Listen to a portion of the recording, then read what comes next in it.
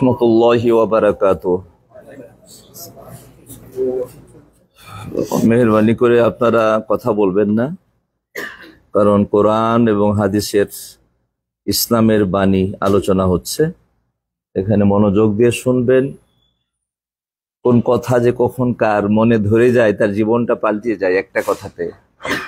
20 বছর ধরে আপনার জীবন চেঞ্জ হচ্ছে না, পরিবর্তন হচ্ছে না, কিন্তু একদিনের একটা কথা আপনার মনে লেগে গেলে সেই দিন থেকেই একটা মানুষ চেঞ্জ হয়ে যায় সম্পূর্ণ। হয়তো আগে সে জাহান্নামের পথের পথিক ছিল, এখন সে জান্নাতের পথিক হয়ে যায়। আল্লাহু আকবার।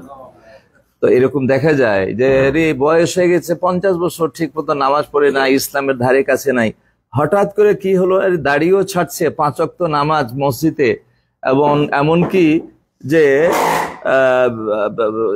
আসল নামাজিরা ওর মতো আর আগে যেতে পারে না, ওই প্রথম কাতারে চলে যায়। এরকম হয় না, পরিবর্তন হয়ে যায়।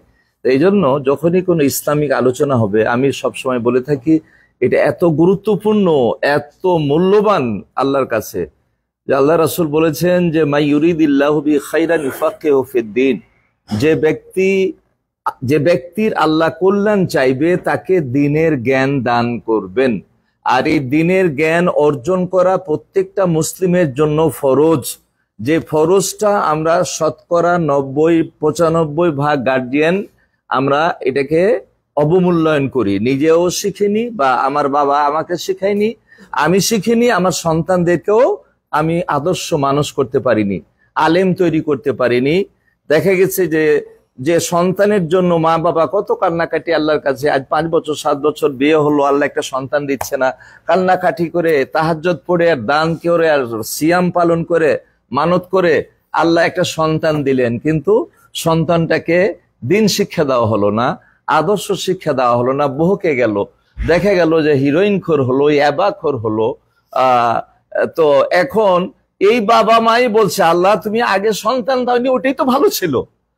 মানে সন্তান হওয়ার পরে যেন যন্ত্রণা আরো বেড়ে গেল। এরকম ঘটনা আপনি অহরহ দেখতে পাবেন। বাবা একজন ভালো মানুষ, কিন্তু সন্তান বিপথে চলে গেছে, বাবার মান ইজ্জত সম্মান ধুলায় মিশে যাচ্ছে। শেষে বলতে বাধ্য হয় আল্লাহ, অনেকে বলে যে আল্লাহ তুমি সন্তানের দরকার না, তুমি নিয়ে যাও গা।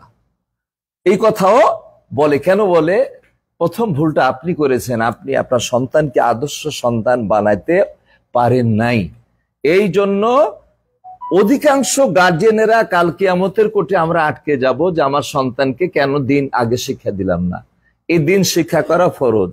যে দিন শিক্ষা করতে নামবে সে যেন আল্লাহর রাস্তায় নেমে যায়, মানে জিহাদে মাই, ওই পথে মৃত্যু হলো তার জান্নাত। যে দিনের পথে চলবে তার জান্নাতের পথ আল্লাহ সহজ করে দেন। এতগুলা কথা বলার পরেও আমরা নিজেরাও দিন শিখি না এবং সন্তানদেরকেও শিখি না। আমি বলি যে একবেলা খাবার বন্ধ করে দেন, একবেলা খাওয়ার ছেড়ে দেন, কিন্তু দিনের আলোচনা যেখানে হবে সেখানে বসবেন। ওখান থেকে আপনি মণিমুক্তা আহরণ করবেন, কোরআন হাদিসের জ্ঞান অর্জন করবেন। এটা প্রত্যেকটা মুমিনের, কারণ আমাদের তো পর্যাপ্ত জ্ঞান নাই। দিন যেহেতু মাদ্রাসায় দিনী প্রতিষ্ঠানে দিন শিখেনি, তাই পর্যাপ্ত জ্ঞান নাই, সকলেরই জ্ঞানের অভাব রয়েছে। যার ফলে যতটুকুন পারা যায় ছাত্র হতে হবে, দিনের ছাত্র। ইসলামী জ্ঞান অর্জনের মৃত্যু পর্যন্ত আপনি ছাত্র। আপনি দেখবেন জাকির নাইককে বলে যে আমি একটা দিনের ছাত্র, হ্যাঁ, বিভিন্ন ধর্মের উপরে আমি গবেষণা করি, আমি একজন ছাত্র। অথচ বয়স হয়ে গেছে হয়তো 65 বছর 70 বছর, কিন্তু সে নিজেকে কি বলে? ছাত্র বলে। আর এই জ্ঞান অর্জন করা ছাত্র হয়ে যদি আপনি মারা যেতে পারেন, জান্নাত আপনার জন্য সহজ হয়ে যায়। আল্লাহু আকবার। অতএব আমি সবসময় বলি, যখনই কোনো আলোচনা হবে, অনেকেই আছে দুর্ভাগ্য, এটা আমাদের, আমি দুর্ভাগ্য মনে করি তাদের জন্য, যে নানান কারণে আমার একটু কাজ আছে, আমার একটু ওই হারামে যেতে হবে, আমার একটু শরীরটা খারাপ, ঘুমাইতে হবে, আহা, এই দিনের কথাগুলোকে বর্জন করে। এগুলো আপনি টাকা দিয়ে পাবেন না, পাবেন না। 100 কোটি টাকার মালিক হতে পারবেন, কিন্তু এই দিনের জ্ঞান টাকা দিয়ে কিনা যায় না। তাই আমি সকলকে অনুরোধ করি, এই কথাগুলো আমার জন্য আমি বলছি না, আপনাদের কল্যাণের জন্যই আমি কথাগুলো বলছি। তো যাই হোক, আলহামদুলিল্লাহ, নাহমাদুহু ওয়া নুসাল্লি আলা রাসূলিহিল কারীম, আম্মা বাদ, ফাআউযু বিল্লাহি মিনাশ শাইতানির রাজীম, বিসমিল্লাহির রহমানির রহিম। আকুর রব্বি আদখিলনি মুদখালা সিদকিন ওয়া আখরিজনি মুখরাজা সিদক ওয়াজআল লি মিন লাদুনকা সুলতানান নাসীরা। আলহামদুলিল্লাহ, আল্লাহর শুকরিয়া জ্ঞাপন করছি যে আল্লাহর অশেষ অনুগ্রহে বাংলাদেশের কোটি কোটি মানুষের মধ্য থেকে আমাদেরকে 2025 সালে আল্লাহ রাব্বুল আলামিন হজব্রত পালন করার উদ্দেশ্যে কবুল করেছেন এবং হজব্রত পালন করার উদ্দেশ্যে এখন আমরা মক্কাতুল মুকাররমায় অবস্থান করছি। আমাদের হজের প্রথম পর্ব ওমরা সমাপ্ত করেছি, এখন মূল পর্ব সামনে রয়েছে, তার অপেক্ষায় আমরা অপেক্ষমান। কিন্তু এর মধ্যেই দেখতে দেখতেই মক্কার পার যেন শেষ হয়ে গেল, মক্কার সময় যেন ফুরিয়ে গেল। এই মক্কা আপনার জীবনে আর দ্বিতীয়বার আপনি আসতে পারবেন কিনা এটা কেউ গ্যারেন্টি আমরা দিতে পারি না। মক্কা তো সেই জায়গা, আমি সেদিন বলেছিলাম যে মক্কা এত পবিত্র কেন, আল্লাহর কাছে এত প্রিয় কেন, অনেক কথা বলেছি সেই ব্যাপারে। তো এই মক্কা যেখানে রাসূল জন্মগ্রহণ করেছেন, রাসূল চলেছেন, রাসূল বড় হয়েছেন, এবং এই মক্কার ওই রাসূলের হাঁটা পথগুলোতে, সেই রাসূলের নামাজ পড়ার জায়গাতে আপনি আমি চলতে পারছি, নামাজ পড়তে পারছি। এমনও হতে পারে যে রাসূল যেখানে পা দিয়েছেন ওখানে আপনার পা পড়েছে, এটা আপনি জানেন না, আমিও জানি না। তো এই যে ভাগ্য, রাসূলের জন্মভূমি, রাসূলের দেশে আপনি আছেন, আর কয়েকদিন 2-3 দিন পরে আমরা চলে যাব, আর জীবনে আসতে পারবো কিনা। অতএব যে কয়েকটা দিন, যে অল্প সময় আছে, এটাকে আপনি নিয়ামত মনে করে আপনার ইবাদত, আপনার বন্দেগী, আপনার সালাত আপনি একটু গুরুত্ব দিয়ে করেন, একটু বেশি করে করেন। এরপরে আমরা মদিনা যাব। যেদিন মদিনা যাব সেদিন আপনি বুঝতে পারবেন যে আসলে মক্কা ছেড়ে যাওয়াটা কত কঠিন। আবার হজ শেষে যখন আমরা বাড়ি ফিরবো তখন মনে হবে যে আমার বুকটা যেন খালি হয়ে গেল, আমি যেন কি ছেড়ে গেলাম, কি যেন হারিয়ে ফেললাম, কি যেন ভুলে গেলাম, এরকম মনে হবে। এবং এই অনুভূতিটা আপনার মরা পর্যন্ত থাকবে। এই অনুভূতিটা এই মক্কা মদিনার চিত্রগুলা, হারামের দৃশ্যগুলা, হাজরে আসওয়াদ, মাকামে ইব্রাহিম, সাফা মারওয়া, মিনা, মুজদালিফা, আরাফা, এটা আপনি অনেক কিছু ভুলে যাবেন, কিন্তু মৃত্যু পর্যন্ত আপনি এই স্মৃতিগুলা আপনার মানুষপটে, আপনার স্মৃতিতে থেকে যাবে এমন ভাবে যে আপনি এগুলা ভুলবেন না। মনটা খালি চাইবে যে আরেকবার যদি যেতে পারতাম, আরেকবার যদি যেতে পারতাম। এটা একটা আকর্ষণ, আপনাকে চুম্বকের মতো টানবে। আল্লাহু আকবার। তো আজকে কত, 20 তারিখ না? আমরা প্রথম কথা হলো আমরা যাব কয় তারিখে? 23 তারিখে, 25শে জিলকদ, 23 তারিখে আমরা মদিনার উদ্দেশ্যে রওনা দিব। কখন, সময়টা এখনো আমরা জানতে পারিনি। গতকালকেও আমরা মক্তব, অর্থাৎ অফিসকে এখানে মক্তব বলা হয়, তাদের মুআল্লিমের অফিসে আমরা গেছিলাম, তারা এখনো জানাইতে পারেনি, কারণ এখনো কিছু হাজি বাকি আছে। যেমন আমাদের আজকে প্রায়, আমাদের গ্রুপের প্রায় 100-র মতো হাজি আসবে। এদের প্যাকেজ হলো শর্ট প্যাকেজ করে তারা। তো আজকে তারা আসবে, আসলেই এই পাসপোর্ট গুলাও আবার তারাও মদিনা যাবে 1-2 দিন থেকে। তারা তো বেশি থাকতে পারবে না, শুধু ওমরাটা করবে, করে আমাদের সাথে মদিনা যাবে। এই পাসপোর্ট গুলো আবার আমরা আজকে রাত্রে জয়টাই বাজুক তারতিব করে আসতে হবে, অর্থাৎ কোন গাড়িতে কে যাবে এটা করে আসছি। বাকি যেগুলো আসবে এগুলাও করতে হবে। এরপরে তারা আমাদেরকে সময় দিবে যে আমাদের মক্কার পথে গাড়ি কখন ছাড়বে। এখন একটা প্রশ্ন বা অনেকের চাহিদা যে যেদিন যাব সেদিনটা হচ্ছে কি বার? শুক্রবার। তো জুমাটা পড়ে যাব নাকি ওখানে জুমা পড়তে পারবো, এরকম একটা দ্বিধা দ্বন্দ্বে বা আমরা চিন্তায় আছি।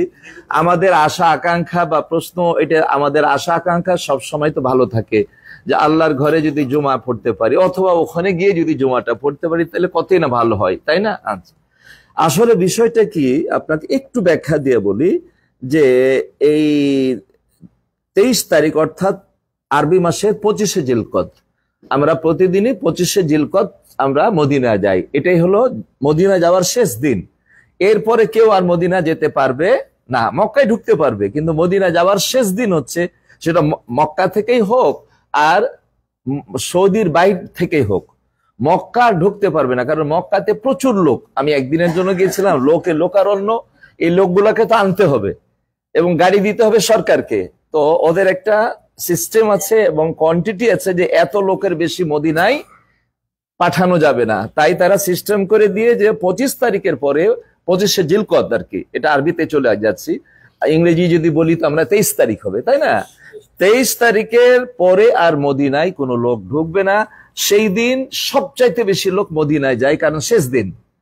আচ্ছা, এমনকি সেই দিনের একটা মাপ আছে যে রাত্রি 10টার পরে আর গাড়ি ছাড়বে না মক্কা থেকে, সারাদিন মদিনা লোক যাবে।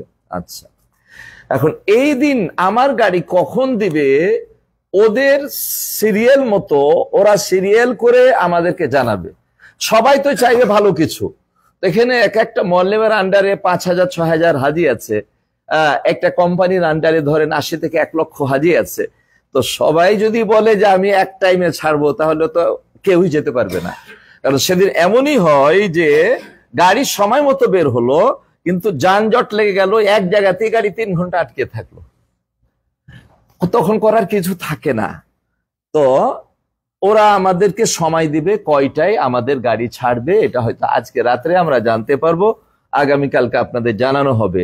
সেখানে আমাদের কোনো ইখতিয়ার কাজে লাগে না, ওদের কম্পিউটারে যার গাড়ি যখন সিরিয়ালে পড়বে যে টাইমে, সেই টাইমে আপনাকে বের হতে হবে। ফজর থেকে গাড়ি ছাড়া শুরু করবে।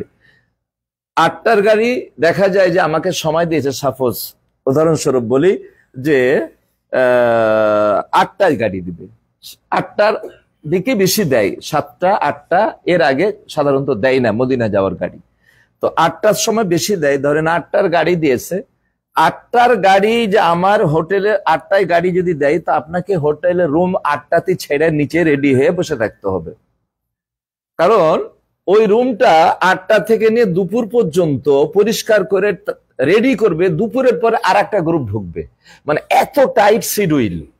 তো গাড়ি আসতে 8টার গাড়ি আপনাকে 8টাতে নামতে হবে, কিন্তু গাড়ি তো 10টা বেজেছে, গাড়ি আসে না। আপনি ইচ্ছা করলেও আর রুমে ঢুকতে পারবেন না, কারণ রুম পরিষ্কার শুরু হয়ে গেছে, আর একটা গ্রুপ ঢুকবে, এই জন্য আপনি ঢুকতে পারবেন না। ওই হোটেলের লবিতে জায়গা থাকলে একটু বসতে পারবে, না থাকলে দাঁড়িয়ে থাকতে হবে, ঘোরাঘুরি করতে হবে, কিন্তু রেডি থাকতে হবে। কেন?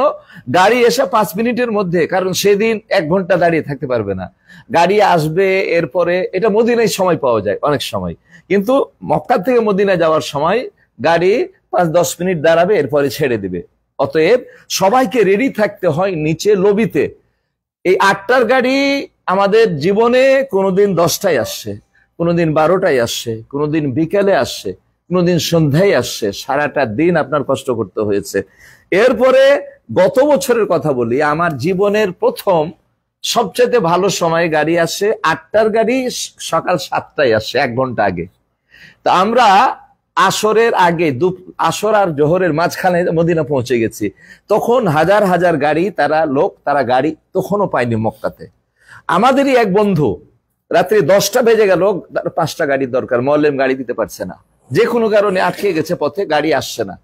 5টা গাড়ি, তো 5টা গাড়ির হাজি ধরেন 45-এ 200 হাজি অপেক্ষা করছে সেই সকাল 8টা থেকে। অপেক্ষা করতে করতে 10টা বেজে গেল, পথ ক্লোজ, আর গাড়ি মদিনায় ঢুকবে না, মদিনার জন্য ছাড়বে না, বন্ধ হয়ে গেল। তাহলে তারা আর মদিনা যেতে পারছে না। শেষ পর্যন্ত তারা মন্ত্রণালয়ের সাথে যোগাযোগ করে মিনিস্ট্রির আলাদা পারমিশন নিয়ে, কাগজ নিয়ে 5টা গাড়ি আলাদাভাবে ভাড়া করে, তখনও মোয়াল্লেম দিতে পারেনি। অথচ ওই 200 লোকের টাকা মোয়াল্লেমকে দেওয়া আছে, মোয়াল্লেমকে আপনার টাকাগুলো দেওয়া আছে, গাড়ি দিবে, কিন্তু দিতে পারলো না। নিজের পকেট থেকে টাকা দিয়ে মন্ত্রণালয় থেকে পারমিশন নিয়ে সে রাত্রে 11টার পরে গাড়ি ছাড়ে, সেই গাড়ি পরের দিন যায়। আর আমরা আসরের জোহরের একটু পরেই আল্লাহ আমাদেরকে পৌঁছায় দিয়েছে। এটা আমার জীবনের প্রথম যে 8টার গাড়ি 7টায় পেয়েছি। তো 8টার গাড়ি 10টা, 8টার গাড়ি নসিব ভালো থাকলে 8টা হতে পারে, আর না হলে 10টা 12টা। এখন টাইমটা তো আপনাকে আমি বলতে পারিনি, তো আপনারা মনে কষ্ট নেবেন না। আমার অভিজ্ঞতা থেকে বলছি, একবার আমি মিনা থেকে আরাফা যাওয়ার যে সময়, ধরেন রাত্রি থেকে নিয়ে যাওয়া শুরু করে, যাওয়ার নিয়ম কি, ফজরের পর সূর্য ওঠার পরে। কিন্তু রাত্রে থেকে কেন নিয়ে যায়? লক্ষ লক্ষ মানুষ, রাসূলের যুগে তো মানুষ ছিল 1 লক্ষ, 1.25 লক্ষ, 1.5 লক্ষ, 2 লক্ষ, তাই না? এখন 25 লক্ষ, 30 লক্ষ। তো যদি সকালের পর থেকে গাড়ি নিয়ে যাওয়া হয়, দেখা যাবে সারাদিন পার হয়ে গেল, আরাফায় পৌঁছতে পারলো না, তাহলে আমার সুন্নাত পালন করতে গিয়ে ফরজটাই তরক হয়ে গেল, হজটাই হবে না ঠিক মতো। এই জন্য এখানকার ওলামারা এটা মন্তব্য নিয়েছে যে আজ-জরুরাতু তুবিহুল মাহজুরাত। আরবিতে একটা কথা আছে যে প্রয়োজন অনিয়মকে এটাকে বৈধ করে দেয়। কোনো কোনো সময় আপনি দাঁড়িয়ে নামাজ পড়বেন, আপনার হাঁটুতে ব্যথা, কোমরে ব্যথা, পায়ে ব্যথা, আপনি দাঁড়িয়ে পড়তে পারেন না, আপনার জন্য বসাটা কি জায়েজ হয়ে যায়। তো প্রয়োজনে আপনি সুস্থ শরীরে দাঁড়িয়ে নামাজ পড়লে নামাজ হবে না, কিন্তু আপনি অসুস্থ, আপনি বসতে পারেন না, শুয়ে শুয়ে হলো আপনাকে নামাজ পড়তে হবে। তো যার ফলে ওলামায়ে কেরাম বলেছেন যে এতে কোনো সমস্যা নাই। আমি একবার বললাম, মনে করলাম যে সবশেষে আমি আরাফা যাব, তো 2টা বিপদে পড়লাম। একটা বিপদ হলো যে সকাল নিয়ে যে সবাই চলে যাবে করতে করতে সারা রাত্রি পার হয়ে গেল। আমি হাজিদের বললাম তোমরা আপনারা সবাই ঘুমান, আমরা শেষে যাব। দেখা গেল সকাল হয়ে গেছে, বেশ বেলা উঠে গেল, গাড়ি পাই না, গাড়ি আর আসে না, সব যানজটে আটকে গেছে। প্রায় অনেকটা বেলা হয়ে যাওয়ার পরে আমরা গাড়ি পেয়েছি, তখন দেখা গেল যে আরাফার ময়দানে যেন আমার ছুটে যায়। তাহলে আমি সুন্নাত পালন করতে গিয়ে আমার ফরজটা, হজটা কি আল হাজ্জ আল আরাফা, হজটা আরাফায় অবস্থান করার নামই হচ্ছে মৌলিক হজ। হজটা আরাফায় সব কাজ করবেন, আর আরাফাতে যদি আপনি পারা না দেন আপনার হজ হবে না। তো এই জন্য ওরা যে শিডিউল দেয় সেই শিডিউলটাকেই আপনাকে মেনে নিতে হবে, ওটা কি আলহামদুলিল্লাহ পড়তে হবে। আল্লাহর মেহরবানি আমরা 3টা জুমা হারামে পড়েছি, কি বলেন? অনেকেই হারামে 10 দিন, 15 দিন, 12 দিনের বেশি থাকি না। আমরা 23 দিন হারামে মক্কাতুল মুকাররমাতে থাকার আল্লাহ তৌফিক দিয়েছেন। এবং আমাদের হোটেলগুলো এমন এক পর্যায়ে, দূরের হোটেলটাও দূরে নাই, সবাই 5 ওয়াক্ত নামাজ পড়তে যায়। আপনি দেখেন কি যেন মেসফালা, ইব্রাহিম খলিল রোড, আমাদের হারাম থেকে 2 কিলোমিটার পর্যন্ত ওদিকে হাজি রাখছে। বিশেষ করে সরকারি হাজিগুলা তো 2 কিলোমিটার, 1.25 কিলোমিটার হবে শেষ বিল্ডিংটা তাদের, যেখানে ক্লিনিক, ওখানে তাদের হোটেল। যারা ক্লিনিক গিয়েছেন তারা জানবেন, ওই বিল্ডিংটা তো হাজি আছে। তাহলে ওরা 5 ওয়াক্ত নামাজ পড়তে পারে না, হয়তো ফজরে ঠান্ডা ঠান্ডা আসে, আবার আসরে পড়ে, আসর মাগরিব এসে একসঙ্গে পড়ে যায়। কিন্তু আপনারা ইচ্ছা করলে 5 ওয়াক্তই হোটেল থেকে গিয়ে নামাজ পড়ে আসতে পারছেন। এটা আলহামদুলিল্লাহ, এটা আল্লাহর একটা, আমরা মনে করবো যে এটা একটা নিয়ামত আমরা পেয়েছি, আলহামদুলিল্লাহ। তো যে কথাটা বললাম যে টাইমটা ওরা কালকে দিবে, যে টাইমই তারা দেবে সেটাকে আমরা আলহামদুলিল্লাহ পড়বো, কারণ আমরা সফরের অবস্থায় থাকবো, তাই না? আমার জন্য জুমার প্রয়োজন নাই, আমি সফরের অবস্থা। তারপরেও তারা যখন সফরের অবস্থা থাকলে মসজিদ দেখে দাঁড়াবে, সেখানে আমরা সালাত আদায় করে নিতে পারবো, অসুবিধা আমাদের হবে না ইনশাআল্লাহ। তাহলে এইটা গেল প্রথম দিনের গাড়ির ব্যাপারটা। আর আপনাদের লাগেজের প্রশ্ন করেছিলেন ভাই, কিছুটা উত্তর দিয়েছেন, আমি আরেকটু পরিষ্কার করে দিই। আপনাদের যতটুকুন লাগেজ 8 দিনের জন্য মদিনার প্রয়োজন, ততটুকুন আলাদা একটা ব্যাগ করবেন। আর বেশি লাগেজ তো অনেকে কিছু ইতিমধ্যে কেনাকাটা করেছেন, তো 23 কেজি পাবেন। যদি মনে করেন যে 23 কেজি হয়, একটা 23 কেজি লাগেজ বানায় দিয়ে একবারে খিল কপাট লাগাই দিলেন, চলে যাবে ওইভাবেই, তাই না? তো এই বাড়তি লাগেজ গুলো আমরা সময় দিব, আপনারা নিচে নামিয়ে দিবেন নির্ধারিত জায়গাতে, আমাদের দায়িত্বে, আমাদের খরচে। ওটা আজিজিয়ার বাসাতে আমরা রেখে আসব। আপনারা মদিনা থেকে আজিজিয়া ওঠার সময় ওই লাগেজটা নিয়ে আপনার রুমে আপনি ঢুকে যাবেন। কথা ক্লিয়ার হয়েছে তো? কিন্তু যখন টাইম দেব তখনই নিয়ে আসতে হবে, কারণ গাড়ি আসবে, এসে গাড়িতে যেন লেবারে উঠিয়ে নিয়ে যেতে পারে। এটা কারো অপেক্ষা করবেন না যে অমুক এসে আমারটা নামাই দিবেন না, প্রত্যেকেই আমরা সময় দিলে বাড়তি লাগেজটা আপনারা নামিয়ে দিবেন। এটা হলো লাগেজের ব্যাপার। এরপরে মদিনা, আপনারা যে হোটেলে আছেন, হোটেল নিয়ে কিছু কথা, মদিনার ব্যাপার নিয়ে কিছু কথা আমি বলবো, কিন্তু আগে জরুরি কথাগুলো আমি বলে নিই। হোটেল নিয়ে কথা, যেমন ধরেন আপনারা যে হোটেলে আছেন, আজওয়াদ আজিয়াদ এই হোটেলের নাম, তাই না? মদিনাতে যে হোটেল যাবেন সেটার নাম হচ্ছে বিররুল ইমান। মুখস্থ করে নেন, কি বললাম? বিররুল ইমান। বিররুল মানে হলো ভালো আচরণ করা, ইমান মানে তো ইমান জানেনি, হ্যাঁ, তো ভালো ইমান আর কি, বিররুল ইমান, এই হোটেলের নামটা মুখস্থ করে নেন আপনারা। তো এমনি ধরেন আমাদের যে প্যাকেজ অনুযায়ী আপনাদের হোটেল হওয়ার কথা ছিল মার্কাজিয়ার বাইরে, সাধারণ বিল্ডিং হওয়ার কথা ছিল, কারণ এটা হলো থার্ড প্যাকেজটার এইভাবেই সবাই যত প্যাকেজ আছে আপনি দেখবেন অনেকের বি প্যাকেজও মার্কাজিয়ার বাইরে দেয়। কিন্তু আলহামদুলিল্লাহ সুম্মা আলহামদুলিল্লাহ, এটা আপনার জন্য সুখবর যে আমরা আপনার হোটেলটা মার্কাজিয়ার মধ্যেই নিয়েছি। মার্কাজিয়া মানে হারামের আশেপাশের যে বড় বড় বিল্ডিং কোয়ালিটি, এটাকে বলা হয় মার্কাজিয়া। আর বাইরের যেগুলা নর্মাল বাড়ি, ফ্ল্যাট বাড়ি বা নর্মাল হোটেল, পুরাতন হোটেল, এগুলা হলো মার্কাজিয়ার বাইরে। তো বাইরের হোটেলের চাইতে মার্কাজিয়ার 3 গুণ দাম, 2.5 গুণ দাম। এরপরও আমার অনেকের উদ্দেশ্য, আমরা যারা হজের খেদমত করি, অনেকের চিন্তা থাকে যে আমার কি করলে টাকা বাঁচবে, লাভ বেশি হবে। কিন্তু আলহামদুলিল্লাহ, আল্লাহকে সাক্ষী রেখে বলি, আমার উদ্দেশ্য হলো কি করলে আমার প্যাকেজটার সেবাটার মান ভালো হবে। আলহামদুলিল্লাহ, এরপরে আল্লাহ যতটুকুন আমাকে দিবেন এর মধ্যে আল্লাহ বারাকা দিবেন, এটা আমার নিয়াত। আলহামদুলিল্লাহ। আপনি উদাহরণস্বরূপ আমি যদি একটু কথা বলি, মনে কিছু করেন না, জাস্ট একটু বোঝার জন্য। ধরেন আমরা সবাই হজে আসছি, তাই না? ধরেন আপনাদের এখানে ধরেন যতগুলো হাজি আছেন, আমার 60-65 জন, আমার হাজি প্রায় 235 জন হাজি। 235 জন হাজির মন মানসিকতা, রুচি 235 রকমের। আমার রুচির সাথে আপনার মিলবে না, আপনার রুচির সাথে আমার মিলবে না। তো আমি কি 235 জন হাজির রুচি অনুযায়ী আলাদা আলাদা খাবার দিতে পারবো না।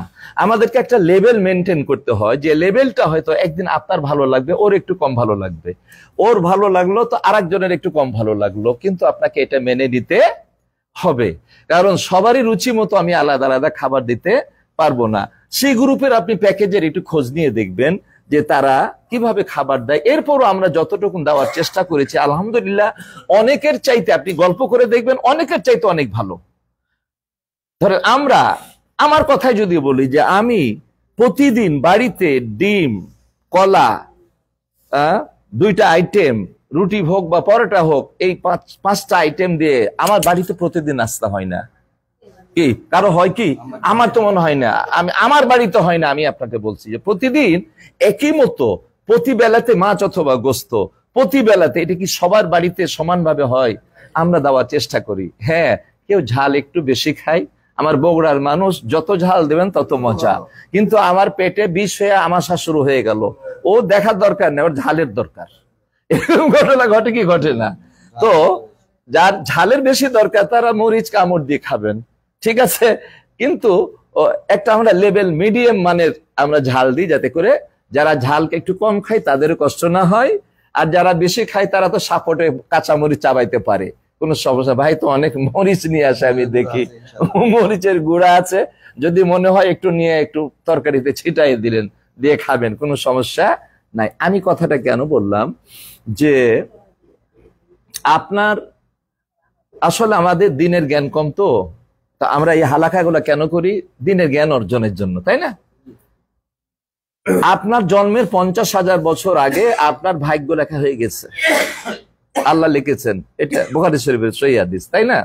আচ্ছা, এরপরে আপনি যখন মায়ের পেটে 4 মাসে হলেন, তখন রূহ ফুঁকে দেওয়া হয়, বাচ্চা নরে পেটের মধ্যে যখন 4 মাস হয়, মা বোনেরা আপনারা জানেন, 4 মাসে। আচ্ছা, এই সময়তে আল্লাহ একটা ফেরেশতা পাঠান, যখন 4 মাস পূর্ণ হয়ে গেল, আল্লাহ একটা ফেরেশতা পাঠান ওর 4টা জিনিস লিখে দিতে। সে কি? তার হলো রুচিটা, সে রুচি দুনিয়াতে কি খাবে আর কি খাবে না, ঠিক আছে? তার জন্ম থেকে নিয়ে মৃত্যু পর্যন্ত কি খাবে কি খাবে না আল্লাহ লিখে দেয় ওর চাইতে। এটা লিখে দেয় কে? আল্লাহ। আর তার মাধ্যমে লেখেন, প্রত্যেক বাচ্চার জন্য একটা করে ফেরেশতা পাঠান। আল্লাহু আকবার। খুব খেয়াল করে শুনবেন, গুরুত্বপূর্ণ কথা। তো এই যে আপনি কি খাবেন আর কি খাবেন না, এটা তো লিখা কার কাছে? আল্লাহর কাছে। ওই লিখাটাই তো আপনার সামনে আমরা উপস্থাপন করব, নাকি আল্লাহ যা লিখেছে তার থেকে কি বেশি করতে পারবো বা তার চাইতে কম করতে পারবো? এই ক্ষমতা কি আমার আছে? না। তাহলে আজকে যদি মনে করেন খুব ভালো লাগলো, সেটাও আল্লাহর লিখা। আজকে খাওয়াটা মজা হয়নি, এরকম হয় না? হ্যাঁ, আজকের খাবারটা একটু কেমন যেন ভালো হয়নি, পাকটা ভালো হয়নি, কষানিটা একটু বেশি দেয়নি, তাই না? ঝোলটা বেশ মজা লাগে না। তো এটাও আপনার ওইভাবে আপনার সামনে উপস্থাপিত হবে, এটা আল্লাহর লিখা। তো এটার উপরে যে ঈমান আনবে সে খাবার নিয়ে কি কোনো কথা বলতে পারে? কোন মুসলমান বলতে পারে? আপনার রুজি আপনি না খেয়ে মরবেন না। দেখেন না, একজন মৃত্যু ব্যক্তি, মুমূর্ষ ব্যক্তি মারা যাবে, 2-4 দিনের মধ্যে মারা যাবে, কিন্তু সে এত বেশি খাচ্ছে, আপনি ওকে খাবার দিলেন, আধা ঘন্টা পরে বলবে আরে আমাকে সারাদিন তোমরা খেতে দিবা না, ওর হুঁশও থাকে না, কত খিদা লেগেছে, তোমরা খেতে দাও তাড়াতাড়ি। দিলেন, 1 প্লেট ভাত খেয়ে ফেললো। আবার 1 ঘন্টা পর বলে কি ব্যাপার, আমরা কি খাবার দিতে ভুলে গেছো নাকি, খাবার দাও না কেন? তো 3 বারের জায়গায় 7 বার খাবে, তাও যেন তার পেট ভরে না। এটা কেন জানেন? তার হায়াত ফুরিয়ে গেছে, রুজি ফুরাই নাই, রুজি বেশি আছে, রুজিটা না খাওয়া পর্যন্ত সে মরবে না। আবার অনেকেই রুজি ফুরিয়ে গেছে, তার হায়াত আছে, 1 সপ্তাহ পানিটাও গিলে না, অথচ শ্বাস প্রশ্বাস আছে। এটার অর্থ কি জানেন? তার রুজি শেষ হয়ে গেছে কিন্তু হায়াত শেষ হয়নি। হায়াতও শেষ হতে হবে, রুজিও শেষ হতে হবে। তাহলে আপনার রুজি তো আপনার কাছে পৌঁছবেই, আপনি না খেয়ে মরবেন না। অতএব যতটুকু না আপনার নসিবে লিখা আছে আল্লাহর পক্ষ থেকে, তার বেশি হবে না। একদিন খুব ভালো লাগলো, একদিন একটু কম ভালো লাগলো, এটা মেনে নিতে হবে। এটা মক্কার কথা বলছি, যে মক্কাতে এক বাবুর্চি পাক করে, তাই না? মদিনাতে কি ওই বাবুর্চি পাক করবে? না। মদিনার খাবারের হিসাব নিকাশ আলাদা হতে পারে, মক্কার পাকটা বেশি ভালো ছিল, মদিনারটা ভালো লাগে না, হতে পারে মক্কার চাইতে মদিনারটা ভালো লাগে। এটা নিয়ে যদি আপনি কথা বলেন তাহলে তকদিরকে আপনি অবিশ্বাস করলেন। আপনার যে আল্লাহ খাওয়ার ব্যাপারটা লিখে দিয়েছেন মায়ের পেটে, এটাকে অস্বীকার করা হলো। আর এটা নিয়ে যদি কথাবার্তা বলেন, ঝগড়া করেন, বিবাদ, এটার কথাটি মনে করিয়েন না যে আমাকে আমি সাফাই গাইতেছি, আমাকে আমি বাঁচাই নেওয়ার চেষ্টা করছি, না, আল্লাহ আল্লাহর কসম না। আমার আপনাদের একটু ভালো কিছু করার আন্তরিক চেষ্টা আছে, কিন্তু চেষ্টা থাকার পরেও একটা হাদিসের মধ্যে আছে যে গোটা দুনিয়ার মানুষ যদি একত্রিত হয়ে আপনার ক্ষতি করতে চায়, তো ক্ষতি ততটুকুনি করতে পারবে যতটুকুন আল্লাহ কাতাবাল্লাহু লাক আপনার জন্য লিখে রেখেছেন। তার চাইতে বেশি ক্ষতি করতে পারবে না, আপনাকে মেরে ফেলতে পারবে না, যত ইচ্ছা করুক, কিন্তু আল্লাহ আপনার মৃত্যু লেখেনি। পারবে? পারবে না। রাখে আল্লাহ, মারে কে? অনুরূপ ভাবে হাদিসের শেষ অংশে আছে, কেউ যদি আপনার উপকার করতে চায়, তো লা ইয়ানফাউকা ইল্লা মা কাদ কাতাবাল্লাহু লাক, ওই উপকারটুকুনি করতে পারবে যতটুকুন আপনার নসিবে আল্লাহ লিখে রেখেছেন।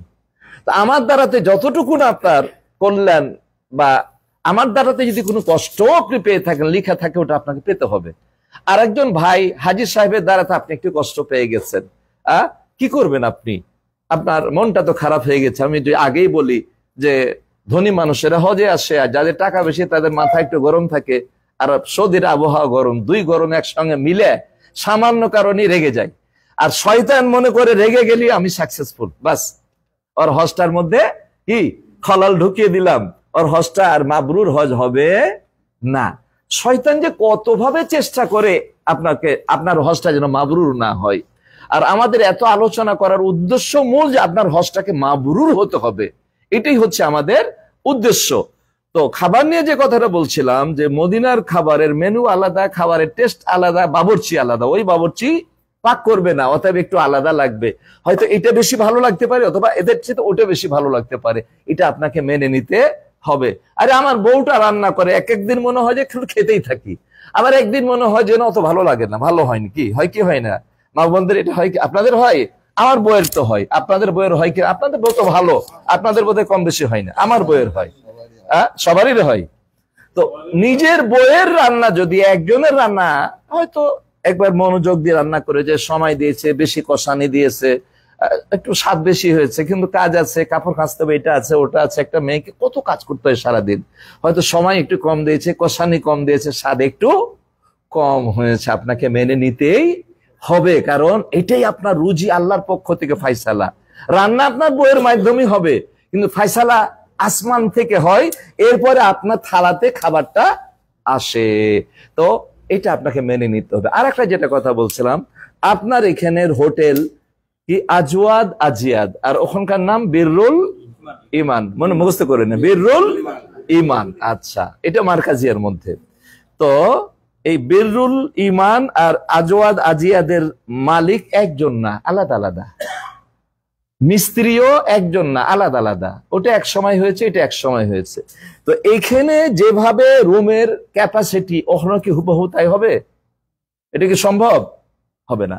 ধরেন আপনারা এক রুমে 5 জন আছেন, তা আপনারা চাইবেন একটা বন্ধু তালি হয়ে গেছে, আমাকে ওখানেও 5 জনে এক রুমে দিতে হবে, ঠিক আছে? এখন দেখা গেছে ওখানকার রুম হয়তো ছোট, 5 জনের রুম হচ্ছে না, 4 জন, তখন একজনকে কি করতে হবে?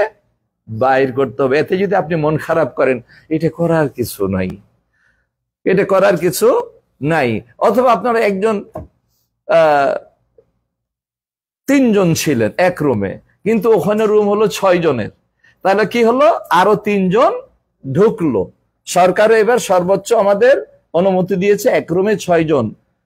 তো সরকারি যে হাজিগুলো আছে, ম্যাক্সিমাম বিল্ডিং গুলো দূরে এবং বড় বড় রুম 6 জন 7 জন পর্যন্ত আছে, আমি দেখে আসছি। তো এখন এখানে ছিলেন 3 জন, 3 জনের সঙ্গে বন্ধুতালি হয়েছে, আপনি চাচ্ছেন আমাকে 3 জনই ওখানে ওইরকম দিতে হবে, এটা কি আমার পক্ষে সম্ভব? রুম কিন্তু 6 বেডের, এখানে পেয়েছেন 3 বেডের ভাগ্যক্রমে। এই হোটেলটা ওই দিক দিয়ে ভালো, ছোট ছোট রুম, কিন্তু সরকার সব জায়গাতে তো এরকম হোটেল নাই। তো ওখানে যদি 6 বেড হয়, তাহলে 2 রুমের হাজি এক রুমে আমাকে ঢুকাতে হবে। ওই সময়তে যদি আপনি মন খারাপ করেন যে এটা কি করলো, আরো 3 জন বাড়াই দিল, করার কিছুই থাকবে না। এটা নিয়ে কথা বলার কোনো সুযোগ থাকবে না। অ্যাটাচ বাথ তো আমরা ইদানিং ব্যবহার করতে শিখলাম, তাই না? আমরা হলাম 15 ভাই বোন, আর ভাইদের কয়েকজনের বিয়ে টিয়ে হয়েছে, বোনদের বিয়ে হয়েছে, বাচ্চা কাচ্চা হয়েছে, তো কমপক্ষে 25 জন একটা বাথরুমে আমরা মানুষ হয়েছি, 25 জনে এক বাথরুমে মানুষ হয়েছি। এখন আমাদের প্রত্যেকটা রুমের টয়লেট হয়ে গেছে। তো আপনাকে তো হজে আনা হয়েছে আপনাকে ধৈর্যশীল বানানোর জন্য, আপনার অহংকার দূর করার জন্য। সেদিন বলেছিলাম না একটু কথা, যে আপনার চুল কেটে ফেলা হলো কেন? চুল নিয়ে মানুষ গর্ব করে, ফ্যাশন করে। আপনার শরীরের পোশাক খুলে ফেলা হলো কেন? শরীরের পোশাক নিয়ে মানুষ গর্ব করে, অহংকার করে। সৌদির বাদশাহ ধনী মানুষ, আর বাংলাদেশের বাদশাহ গরিব মানুষ। মুজদালিফার ময়দানে সৌদির বাদশার জন্য কি বড় বিল্ডিং 5 স্টার হোটেল থাকবে? না, সবাইকে মাটিতে শুইয়ে আল্লাহ দিলেন। এটাই ইবাদত। এটা কেন? আপনার অহংকারকে কবর দেওয়ার জন্য। আপনার মনে যেন কোনো অহংকার, আমিত্ব বোধ না থাকে। আমি কি হলাম? দেখা যায় না বাংলাদেশের কোনো নেতা, আরে ও বড় নেতা হয়েছে তো কাউকে সালাম দিবে না, ওকে উল্টা সালাম দিতে হবে। আরে কি বলে কি? আমার রাসূল ছোট বাচ্চাদেরকে সালাম দিয়েছেন। তুমি যত বড় নেতা হবা, তোমার ব্যবহার, তোমার উদারতা, তোমার আন্তরিকতা, তোমার ভালোবাসা তত বেশি হতে হবে। তাহলে তোমার প্রজারা, তোমার আশেপাশে যারা ঘুরে, ওরা তোমার জন্য জীবন দিবে। কিন্তু কিছু কিছু মানুষ আছে বদমেজাজি নেতারা। আসলে নেতাদের বদমেজাজি আর নেতা এটা একসঙ্গে মিলে না। নেতা মানেই তাকে ভালো হওয়া দরকার, এবং সভাপতি মানেই তাকে অনেক কিছু, মা যেমন হজম করে বাপের সামনে বেটার দোষগুলা, যদি বাপকে বলে গন্ডগোল লাগবে, হজম করতে হয় মাকে। তো এইরকম যত বড় নেতা তত তাকে হজম করার শক্তি থাকতে হবে, মানুষের সঙ্গে সুসম্পর্ক রাখতে হবে। সম্মানিত উপস্থিতি, তো যে কথাটা বললাম, যে আমরা গাড়ি নিয়ে একটা কথা বললাম, হোটেল নিয়ে কথা বললাম, খাবার নিয়ে কথা বললাম। এরপরে ওখানে আমরা যখন যাব, তখন যে ভাই বলেছেন, একটু আমি শুনেছি যে আপনাদেরকে পরিচয় করিয়ে দেওয়া হবে। ওখানে তো তোয়াপ আর সাইয়ের কিছু নাই, শুধু সালাত আদায় করা, তাই না? অন্য মসজিদে যেভাবে ঢুকেন, ওখানেও সেরকম ভাবে মসজিদে ঢুকতে হবে। তো আসেন আমরা যে আয়াতটা পাঠ করেছি, এর আলোকে কিছু মদিনার কথা বলে আমার আলোচনা শেষ করব। আর কোনো কিছু ছুটলো কিনা? হ্যাঁ, আরেকটু বলে ফেলি কুরবানির কথাটা, এরপরে আমি মদিনা নিয়ে কিছু কথা বলে আলোচনা শেষ করব।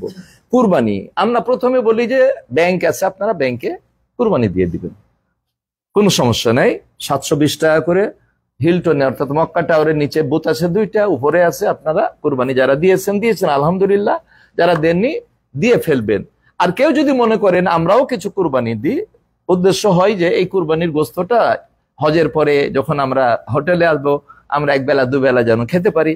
এই জন্য আমরা, আমাদেরই তো কিছু লোক আছে, এই সব মিলিয়ে আরো কিছু যারা একটু কাছের লোক, তারা বলে যে না, হোটেলে দিব না, আপনি দিয়ে আসবেন আমাদেরটা। তো আমাদেরকেও কুরবানি আমাদেরকে দেওয়া হয়। আপনারা যদি মনে করেন, তাহলে ওই কুরবানি টাকাটা আমাদেরকেও দিতে পারেন।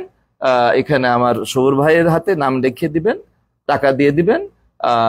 এইভাবে আপনারা ইচ্ছা করলে দিতে পারেন। সরকার 720 টাকা, আমাদের 700 টাকা দিলেই হবে। ওইটা দিয়ে আমরা ভালো কুরবানি দিতে পারবো। যেগুলো খাবার জন্য নিয়ে আসবো সেখানে আবার আরো 25 টাকা 30 টাকা করে আমাদের দিতে হয় ছুলানি, কারণ না হলে জবাই করে দিয়ে রেখে রেখে চলে আসতে হবে। কিন্তু আমি গোস্ত খাওয়াই তা আরো 30 করে টাকা দিতে হবে। এটা আপনাদের দেওয়া লাগবে না, এর মধ্যে আমরা ম্যানেজ করবো ইনশাল্লাহ। যদি আপনারা দেন যে আমার গোস্ত খাবো কুরবানির, বা আমার দেওয়া মানে আপনার দেওয়া, যে আমরা নিজে দিব, সরকার তো দিবে, কখন দিবে তার ঠিক নেই, তবে দিবে, এই আস্থাটা অবশ্যই রাখবেন। সরকার যে দিবে না এটা চিন্তা করার কোনো দরকার নেই, কিন্তু কখন দিবে, কখন, এটা একটা সময়ের বিষয় আছে। সবাইকে 10টা, তো লক্ষ লক্ষ কুরবানি সবাইকে 10টাই দিতে পারবে না। কখনটা বিকাল হয়ে যেতে পারে, কোনটা দুপুর হতে পারে, কোনটা সকাল হতে পারে, বিভিন্ন টাইমে তারা দিতে থাকবে, আপনার হক আদায় করবে, এতে কোনো সন্দেহ নাই। কারণ সৌদি সরকার এটা অন্য দেশের সরকার না, দায়িত্ব নিচ্ছে, এত হবে। কিন্তু অনেকেই তারপরও মনে করে যে না, এটা আমরা নিজেরাই দিতে চাই। তো যাই হোক, কুরবানি নিয়ে এই সংক্ষিপ্ত কথা আপনাদেরকে বললাম। মদিনা যাওয়ার আগে এই পর্বটা শেষ করবেন কুরবানির। ব্যাংকে দিলে ব্যাংকে দিয়ে দিবেন, আর যদি মনে করেন যে আমাদের মাঝে শরীক হতে চান তো সবুর ভাইয়ের হাতে দিয়ে দিবেন, নাম রেখে দিবেন। এটা কুরবানি নিয়ে কথা। এখন আমি যে আয়াতটা পাঠ করেছি, আমরা আগামী শুক্রবার আল্লাহ যখন আমাদের জন্য টাইম বরাদ্দ রেখেছেন ওই টাইমেই আমরা যাব, তাই না? নাকি আগেও পারবো না, পরেও পারবো না?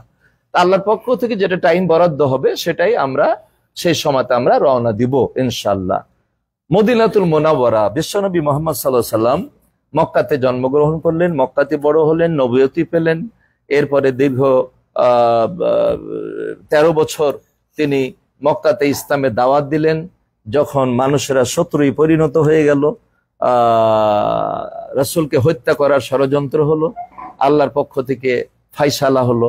রাসূলও চাইলেন যে অকুর রব্বি আদখিলনি মুদখালা সিদকিন, অকুর রব্বে, আল্লাহ বলছেন বলো হে রাসূল, আদখিলনি, আল্লাহ শিখিয়ে দিচ্ছেন যে আদখিলনি মুদখালা সিদকিন, হে আল্লাহ তুমি আমাকে সেখানে প্রবেশ করাও যেটা আমার জন্য সত্যতা অর্থাৎ কল্যাণকর হয়, আর ওখান থেকে বের করে নাও যেখান থেকে বের করাটা আমার জন্য কল্যাণকর হয়।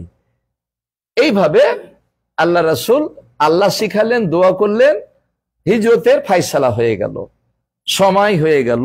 এবং সে তার আগের দিনই কাফের মুশরিকেরা সিদ্ধান্ত নিয়েছে আজকে রাতের মধ্যে রাসূলকে দুনিয়ার বুক থেকে বিদায় করে দিতে হবে। শত শত যুবক তরবারি হাতে নিয়ে চতুর্দিকে ঘেরাও, আর আল্লাহর ফায়সালা হলো রাসূলকে সেখান থেকে মদিনায় নিয়ে যাবেন। এত লোকের মধ্যে থেকে সম্ভব না, আপনার আমার জন্য সম্ভব না, কিন্তু আল্লাহর কাছে সবই সম্ভব। এই যে পট পরিবর্তন হলো, কেউ চিন্তা করেছিলাম যে এই বেটিকে হটানো যাবে? এই না মরা পর্যন্ত হটবে না, তাই না? না মরা পর্যন্ত আমাদের মুখ বন্ধ করে রাখবে, আলেমদের উপর অত্যাচার চলবে, ইসলামের উপর অত্যাচার চলবে, জুলুম চলবে, এই চিন্তা করেছিলাম। কিন্তু দেখেন আল্লাহ কি করলেন, কিছু তরুণকে দিয়ে মেশিন গান, স্টেন গান, যুদ্ধ জাহাজ কিচ্ছু লাগলো না, কিছু তরুণকে দিয়ে আল্লাহ এই বেটিকে ভাগাই দিলেন এবং বাংলাদেশের মানুষকে একটু স্বস্তির নিঃশ্বাস ছাড়ার অবকাশ দিলেন। ওই আল্লাহ বোধহয় বয়স বেড়ে গিয়ে শক্তি কমে গেছে। কি বলেন? এতদিন থেকে আল্লাহ আছে, বয়স বাড়েনি? আপনার আমার বয়স বাড়ে, আল্লাহর বয়স বাড়ে না? আল্লাহর বয়স বাড়ে না, তাই না? আল্লাহ কেমন করে বের করলেন? রাসূল আলী রাদিয়াল্লাহু আনহুকে ডাকলেন, তার আমানত যা দায়িত্ব ছিল সব বুঝিয়ে দিয়ে বললেন আমার বিছানায় তুমি চাদর মুড়ি দিয়ে শুয়ে যাও। আল্লাহু আকবার। সকালে কিন্তু ওই যুবকেরা সকাল হলেই তাকে একযোগে হত্যা করবে চাদর মুড়ি দিয়ে রাসূলকে, কারণ এটা রাসূল শুয়ে আছেন। তো এই মৃত্যুর জায়গাতে, যেখানে মৃত্যু নিশ্চিত, সেখানে রাসূলকে বিদায় দিয়ে সাহাবী কি আলী চাদর মুড়ি দিয়ে শুয়ে পড়লেন। আল্লাহু আকবার। রাসূল এক মুঠ বালু হাতে নিলেন, সূরা ইয়াসিনের প্রথম 10টা আয়াত পাঠ করলেন, ছুঁড়ে মারলেন কাফেরদের দিকে, সবার চোখে পড়ে গেল। আচ্ছা বলেন তো, চতুর্দিকে ঘেরাও, এক মুঠ বালু সবার চোখে পড়া কি সম্ভব না? কিন্তু আল্লাহ যদি ইচ্ছা করেন সম্ভব। এই কথাটা আল্লাহ কোরআনে বলছেন যে ওমা রমাইতা ঈদ রমাইতা ওয়ালাকিন্নাল্লাহ রমা।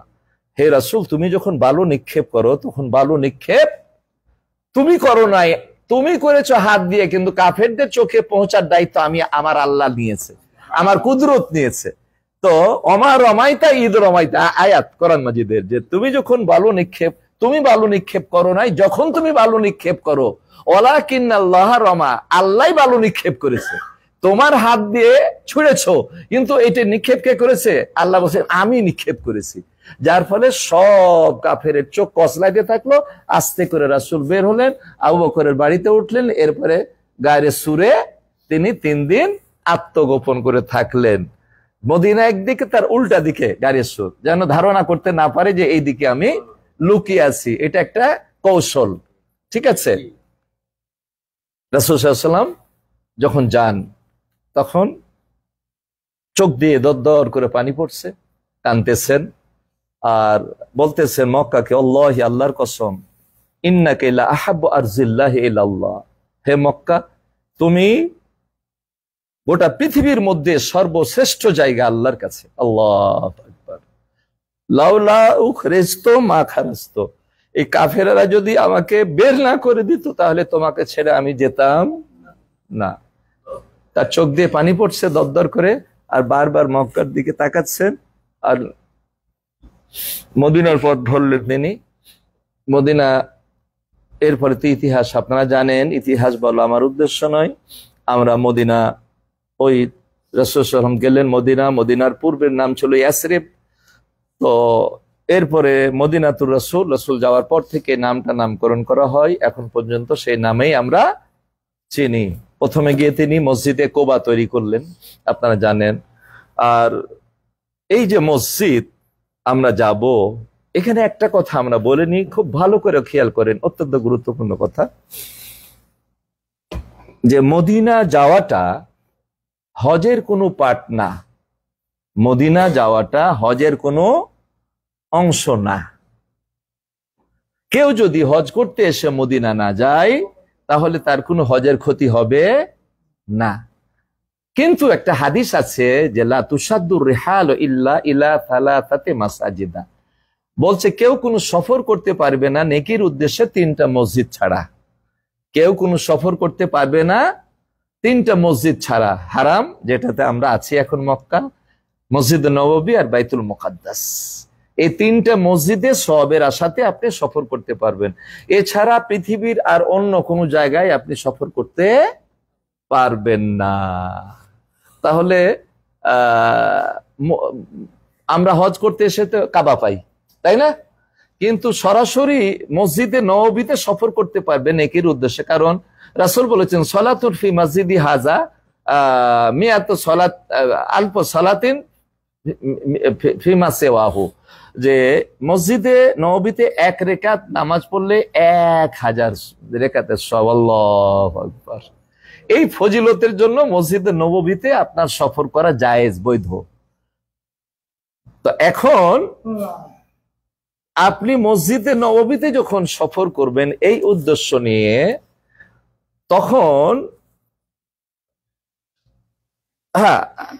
অনেকেই বাংলাদেশ থেকে মসজিদে নববীর সফর কারোরই হয়ে ওঠে না, কিন্তু যখন হজ করতে আসে একবারে কাছাকাছি মদিনা, 450 মিটার দূরে, তো এই সুযোগটা তখন আমরা নিই, তখন আমরা মদিনার একটা সফর, একটা জিয়ারত করি, যেটা হজের সঙ্গে মিলে গেছে, কিন্তু আসলে হজের কোনো পার্ট এটা নয়। বাংলাদেশ থেকে শুধু মসজিদে নববীর জিয়ারতে কি কেউ আসতে পারছে কোনোদিন? না, কেউ পারিনি। কিন্তু হজে যখন মক্কা এসে গেছে, তখন এই সুযোগটা আমরা আর হাতছাড়া করতে চাই না। আচ্ছা, এবার মসজিদে নববীতে আপনি পৌঁছে গেলেন, অন্য মসজিদে যেভাবে ঢুকেন ওইভাবেই আল্লাহ মাফতাহলি আবওয়াবা রহমাতিক বা বিসমিল্লাহ ওয়াসসালাতু ওয়াসসালামু আলা রাসূলিল্লাহ যদি পারেন একটু বড় করে আরো ভালো, কিন্তু যদি না পারেন, যেটুকুন শিখে আছে আপনার, নতুন ভাবে শিখতে পারবেন না, আল্লাহ মাফতাহলি আবওয়াবা রহমাতিক, বাস যথেষ্ট পড়লেন। সময় থাকলে 2 রাকাত দাখিলা আগে নামাজ পড়বেন, এই নামাজটা রওজাতে পড়তে পারলে উত্তম, কিন্তু এই সুযোগ তো আপনি পাবেন না, যখন সময় দেবে তখন ঢুকতে পারবেন, তাই না? তো আপনি 2 রাকাত দাখিলার নামাজ পড়বেন, এরপর ওয়াক্তের নামাজ পড়বেন, আর ওখানে বাড়তি কোনো কাজ নাই। একদিন আমরা জিয়ারত করাবো দর্শনীয় এলাকাগুলো, মক্কার মতোই যে যে জায়গাগুলো আছে। তো মদিনা যখন আপনি ঢুকে গেলেন, মদিনার উদ্দেশ্যটা কি? মদিনা যাওয়ার উদ্দেশ্যটা কি? রাসূলের কবর জিয়ারত। রাসূলের কবর জিয়ারত কি না, রাসূলের কবর জিয়ারত না। মসজিদে যাওয়ার, মদিনা যাওয়ার উদ্দেশ্য হলো মসজিদুন নববীর ফজিলতের কারণে। কথাটা বুঝছেন? রাসূলের কবর জিয়ারত করার উদ্দেশ্যে যদি কেউ বাংলাদেশ থেকে যায়, উদ্দেশ্যটা যদি রাসূলের কবর হয়, সেটা জায়েজ হবে না। আপনাকে শুনে অবাক লাগতে পারে, বলে এসব ভাই বলে কি, মানুষ তো রাসূলের কবর রওজা রওজা, আবার তার নাম রওজা বলে। কথাটা বুঝছেন? আচ্ছা, তো একটু ব্যাখ্যা দিয়ে বলি। যখন আপনি মদিনায় পৌঁছে গেলেন, তখন 4টা জায়গা আপনার জিয়ারত করা শরীয়ত সম্মত হয়ে যায়, যেটা ডাইরেক্ট বাংলাদেশ থেকে ওই 4টা জায়গা জিয়ারত করতে পারবেন না। কিন্তু মসজিদে যখন চলে গেছেন মদিনাতে, তখন ওই 4টা জায়গা আপনার জন্য জিয়ারত করা বৈধ হয়ে গেল। প্রথম কি? প্রথম জায়গা হচ্ছে আপনি বাংলাদেশ থেকে রাসূলের কবর জিয়ারত করা, এটা বৈধ না। কিন্তু মদিনায় যখন পৌঁছে গেছেন, তখন আপনার জন্য জায়েজ। আপনি রাসূলের কবর, আবু বকরের কবর, ওমর ফারুকের কবর আপনি জিয়ারত করবেন আর সালাম দিবেন, আসসালামু আলাইকা ইয়া রাসূলুল্লাহ, আসসালামু আলাইকা ইয়া আবু বকর, আসসালামু আলাইকা ইয়া ওমর। আচ্ছা, এখানে একটা কথা বলি যে রাসূল হলেন পৃথিবীর মধ্যে সর্বশ্রেষ্ঠ ব্যক্তি, তাহলে তার কবর জিয়ারত করার উদ্দেশ্যে আপনি বাংলাদেশ থেকে যেতে পারবেন না। তাহলে সরসিনার তো বোধহয় যাওয়া যায় যাচ্ছে, শাহজালাল শাহপরানের কবরে যাওয়া যায় যাচ্ছে, কেন আমাদের বাংলাদেশে যায়, হাজার হাজার মানুষ কবরে যায়, সিজদা দেয়, কবরে চাই, যাই যাচ্ছে বোধহয় না? তো রাসূলের কবর জিয়ারত করা যদি জায়েজ না থাকে, তাহলে এদের কবর জিয়ারত করা জায়েজ? হারাম। এবং সেখানে গিয়ে সিজদা দেয়। আচ্ছা, রাসূলের কবর জিয়ারত করে স্রেফ আপনি সালাম দিবেন, আর অন্য কিছু দিতে পারবেন না। রাসূলের কাছে কিছু চাওয়া যাবে না? ইয়া রাসূলুল্লাহ মাদাদ, সাহায্য করো, এই কথা বলা যাবে? কেউ যদি এই কথা বলে, তার জীবনে যত আমল সব বরবাদ হবে, আর সে মুশরিক হয়ে বাড়ি ফিরবে। কারণ দাওয়ার ক্ষমতা শুধুমাত্র কে রাখে? আল্লাহ। রাসূলের কাছে কিছু চাওয়া যাবে না। কিন্তু কিছু বেদাতি আছে, ভারত, বাংলাদেশ, পাকিস্তান, অন্য দেশেরও রাসূলের কাছে গিয়ে চাই, আলীর কাছে গিয়ে চাই, ইয়া আলী মাদাদ। অনেকে দেখেন না, একটা কোনো শক্ত কাজ করবে, তখন ইয়া আলী বলে চিৎকার দেয়। মানে কি? আলী নাম নিলে শক্তি বাড়বে। নাউযুবিল্লাহ, ও মুশরিক হয়ে গেল, ও মুশরিক হয়ে গেল। এগুলো বলা যাবে না। তো রাসূলের কবরে যখন আমার জিয়ারত করা যাবে না, তাহলে শাহজালাল আর শাহপরানের কবর কি গন্তির মধ্যে আসবে? প্রশ্ন আসে না, আসে না। আর রাসূলের কাছে কিছু চাওয়া যাবে না, সালাম দিয়ে আপনি আস্তে করে বের হয়ে যেতে হবে। এরপরে এটা হলো তাহলে প্রথম কি? প্রথম আপনার জন্য বৈধ হলো জিয়ারত করা, কিন্তু ডাইরেক্ট জিয়ারত করা বৈধ ছিল না। এখন মদিনা ঢুকে গেছি, এই জন্য আদম আমার জন্য এটা বৈধ হয়ে গেছে, 1 নম্বর। 2 নম্বর, বাকি গারকাদ হাদিসের পরিভাষা, যেটাকে বলা হয় জান্নাতুল বাকি। এটা পূর্ব দিকে, মদিনার হারামের পূর্ব সাইডে লাগা, মসজিদের সাথে লাগাই, ঠিক আছে? কেবলা হলো দক্ষিণে, তাহলে ডান দিক হলো পশ্চিম, বিপরীত হলো পূর্ব। পূর্ব সাইডে বাকি গারকাদ, একে আমরা নামকরণ করেছি কি? জান্নাতুল বাকি। এটা হাদিসও নাই, কোরআনও নাই। এখানকার কবরটাকে এটা মাকবারাতুল মুআল্লা, আলা মানে উপরে, এই জায়গাটা একটু উঁচা, পানির বন্যার পানি তো নষ্ট হয় না, এই জন্য কবরস্থান করা হয়েছে। বলা হয় মাকবারাতুল মুআল্লা, মুআল্লা কবরস্থান মানে উঁচু জায়গার কবরস্থান। তো এটাকে আমরা কি করলাম? জান্নাতুল মুআল্লা। জান্নাত এটা কে রাখলো? এটা রেখেছে কে জানেন? শিয়া। যারা শিয়া এরা রেখেছে। আমরা শিয়া না, কিন্তু শিয়াদের অনেক কৃষ্টি কালচার আমরা কি করি? ব্যবহার শুরু করে দিয়েছি। এমন ভাবে আমাদের মধ্যে পুশ করেছে, আমাদের অজান্তেই আমাদের নাম রাখি হোসেন আলী, হাসান আলী, কানিজ ফাতেমা, মা ফাতেমা। এই যে কথা বলা আলী হোসেন, এইগুলোর মধ্যে সীমাবদ্ধ করে, মনির হোসেন, হাসান, এই তাদের উদ্দেশ্য এখানে ভালো না। হ্যাঁ, নাম হিসাবে আপনি যে কোনো একটা নাম, ভালো সাহাবীর নাম রাখতে পারেন, এতে দোষ নাই। কিন্তু এটা হলো তাদেরই ষড়যন্ত্র, প্রত্যেকের নামের শেষে আলী, হোসেন, হাসান লাগানোটা, এটাও একটা তাদের ষড়যন্ত্র। তো মাকবারাতুল মুআল্লা এর নাম, এটা হাদিসের পরিভাষা। একদিন রাসূল সাল্লাল্লাহু আলাইহি ওয়াসাল্লাম আয়েশা রাদিয়াল্লাহু তাআলা আনহার ঘরের পালা, সেদিন আয়েশার কাছে ঘুমাবে। বিবিদের তো পালা থাকে না, একদিন এক রাত্রি ওর কাছে, এক রাত্রি ওর কাছে, এক রাত্রি ওর কাছে। একাধিক বিয়ে রাসূলের জন্য জায়েজ ছিল। তো আয়েশার ঘরে ঢুকে দেখছে যে আয়েশা ঘুমাই গেছে, কিন্তু আসলে আয়েশা ঘুমাননি, তিনি জাগনা আছেন, ঘুমের ভান ধরে আছেন। রাসূল ঢুকলেন, আস্তে করে চাদরটা নিয়ে তিনি বের হয়ে পড়লেন ওই কবরস্থানে। আয়েশা রাদিয়াল্লাহু তাআলা আনহা তিনি উঠে তিনি তার কামিজ যেটা সেটাকে পরলেন, শোয়ার জন্য খুলে রেখেছিলেন, তো পড়লেন, পড়ার পর একটা চাদর নিলেন, তিনি রাসূলের পিছে যাই কোথায়। আয়েশা রাদিয়াল্লাহু তাআলা আনহার খেয়াল যে হয়তো ও আমার পাল্লা বাদ দিয়ে আর কারো কোনো বিবির ঘরে যেতে পারে, মেয়েদের মন তো বুঝলেন না, এইরকম সন্দেহ। কিন্তু রাসূল কোথায় গেলেন? মাকবারাতুল বাকিয়া গারকাদে গেলেন, কবরস্থানে। সেখানে প্রায় 10,000 সাহাবীর কবর আছে। আল্লাহু আকবার, 10,000 সাহাবীর কবর আছে। সেখানে গিয়ে রাসূল অঝোর নয়নে কাঁদলেন আর দোয়া করলেন। দোয়া করার পরে তিনি ফিরে গেলেন। ফিরে আসছেন তো দেখছে এবার যেমন ফিরতে শুরু করেছেন, আয়েশাও ফিরতে শুরু করেছেন। তো দেখছে একটা ছায়ার মতো কে যায়। রাসূল সাল্লাল্লাহু আলাইহি ওয়াসাল্লাম একটু তাড়াতাড়ি হাঁটা শুরু করেছে, আয়েশাও তাড়াতাড়ি হাঁটা শুরু করেছে। এরপর রাসূলকে দৌড়াতে শুরু করেছেন। এই দৌড়ান দেখে মানে রাসূলকে বুঝতে দিবে না যে আমি তাকে অনুসরণ করেছি, সেও দৌড়ানো শুরু করেছে, দিয়ে তাড়াতাড়ি গিয়ে ঘরের মধ্যে গিয়ে শুয়ে পড়ছে, আবার ঘুমের ভান, বুঝছেন। এবার রাসূল গিয়ে দেখছে, বলছে কি হয়েছে আয়েশা, তোমার পেট ফুলছে কেন? দড়িয়ে আসতে শ্বাসটা উঠে না, বলছে তোমার পেট ফুলছে কেন, তোমার শ্বাস এত বড় কেন, তুমি সত্য কথা বলো, না হলে জিবরিল কিন্তু আমাকে জানাই দিবে। আল্লাহ, জিবরিল জানাই দিবে। তখন বলছে ইয়া রাসূলুল্লাহ, আসলে আমি মনে করেছিলাম আপনি অন্য কোনো বিবির ঘরে যাবেন, তো তারপর আপনি এদিকে গেলেন, আমি আপনাকে অনুসরণ করেছিলাম। তো বলছে দেখো, আমি শোয়ার জন্য এসেছিলাম, কিন্তু যখন আমি বিছানার কাছে আসি, আমি শুভ এমন সময়তে জিবরিল আলাইহিস সালাম আসলেন, আমাকে ডাক দিলেন আস্তে করে, তোমার ঘুম যেন না ভাঙে। তো আমিও চাইলাম যে তোমার ঘুমটা না ভাঙুক, তুমি জাগনা আছো এটা আমি জানি না, জানতে পারিনি।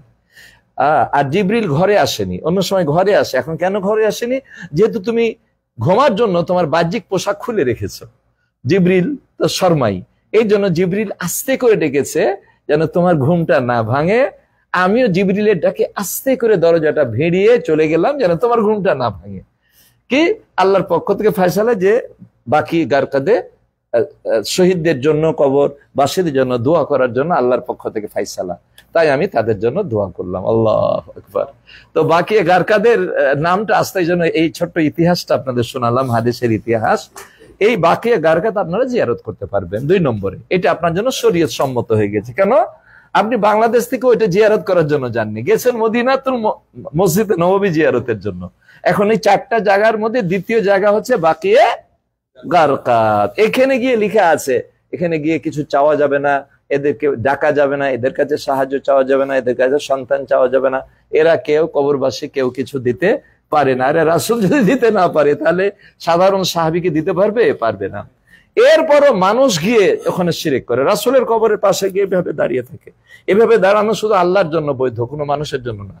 কিন্তু এই কিছু শিয়া আছে বা কিছু বেদাতি ব্যক্তি আছে, এরা রাসূলের কবরের ভিতরে এখন দাঁড়াতে দেয় না, বাইরে ওই গম্বুজের দিকে তাকিয়ে এইভাবে চুপচাপ 5-10 মিনিট দাঁড়িয়ে থাকে, এটাও শিরক।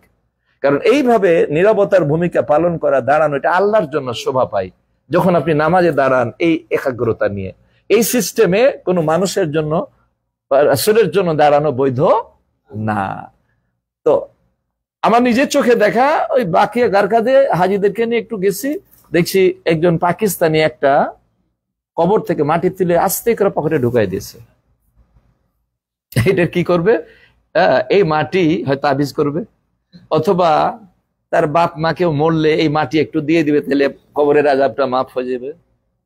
আসলে কি তাই? আসলে তাই নয়। আপনি যদি আমল নিয়ে কবরে যেতে চান, যেতে পারেন, তাহলে আপনার বাঁচান। আর আমল নিয়ে যদি কবরে না যান, তাহলে আপনার বাঁচান ওই বাকিয়া গারকাদের মাটি কেন, আপনাকে যদি কাবা ঘরের নিচেও দাফন করা হয় আর আমল যদি ভালো না হয়, তাহলে কবরটা আপনার জন্য জাহান্নাম।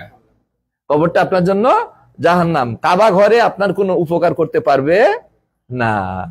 সম্মানিত উপস্থিতি, তাহলে উল্টাপাল্টা কাজ করা যাবে না। কবরস্থান যা শুধু একটু দেখবেন, ওখানে তো আমাদের মতো মাশাআল্লাহ, ওদের সৌদি আরবে তো আসলে টাকা পয়সা কম, কেউ প্রাচীর টাচীর দিয়ে ঘেরেন আর কি। যেন আপনি যদি বনানী কবরস্থানে যান তো 80% জায়গা দখল হয়ে গেছে প্রাচীর দিয়ে আর মোজাইক করে, অথচ এটা সম্পূর্ণ হারাম। কবর প্রাচীর দিয়ে ঘেরা, এটা হারাম। আর এই হারামি কাজ বাংলাদেশের মানুষ ম্যাক্সিমাম করে, 80-90% মানুষ। নাউজুবিল্লাহ। আপনি ওখানে দেখবেন কবরের দুই পাশে দুটা ঢেলা, পরিচিতির জন্য, মাথার কাছে একটা, পায়ের কাছে একটা, দুটো ঢেলা, দুটা পাথর, আর কিচ্ছু নাই। এটাও থাকে না সময়। ঠিক আছে, তাহলে আপনি হজ করতে আসছেন, শুধুমাত্র এই কিছু ওমরা করলেন, 5 দিন হজ করে নিবেন, একটা রুমাল, বড় পাঞ্জাবি, হাজি হয়ে চলে গেলেন। আসলে কি এটাই উদ্দেশ্য? না, শুধু এটা উদ্দেশ্য নয়। আমি সেদিন বলেছিলাম যে আল হজ্জ ইবাদা, হজ একটা ইবাদত, সুলুকুন হাজারি, এবং সভ্যতা শিক্ষা এবং মানে ভালো আচরণ শিক্ষা, চরিত্র গঠনের একটা মাধ্যম। এই যেমন অহংকারের কথা বললাম, অহংকার দূর করতে হবে। আপনার প্রত্যেক জায়গাতে মনে হবে যে এটা আপনার কাছে উল্টা লাগছে, মুখে তালা বন্ধ করে রাখতে হবে, মুখটাকে বন্ধ করে রাখতে হবে।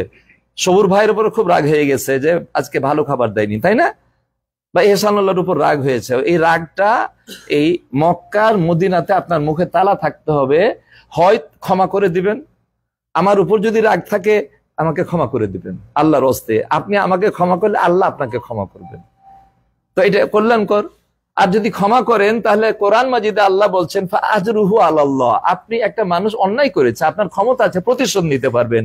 আপনি যদি ক্ষমা করে দেন তাহলে এর বিনিময়ে আল্লাহ দিবেন। আল্লাহু আকবার। আর আল্লাহর বিনিময় দিবেন মানে কি? আল্লাহর বিনিময় জান্নাত ছাড়া আর কিছু না। আল্লাহু আকবার।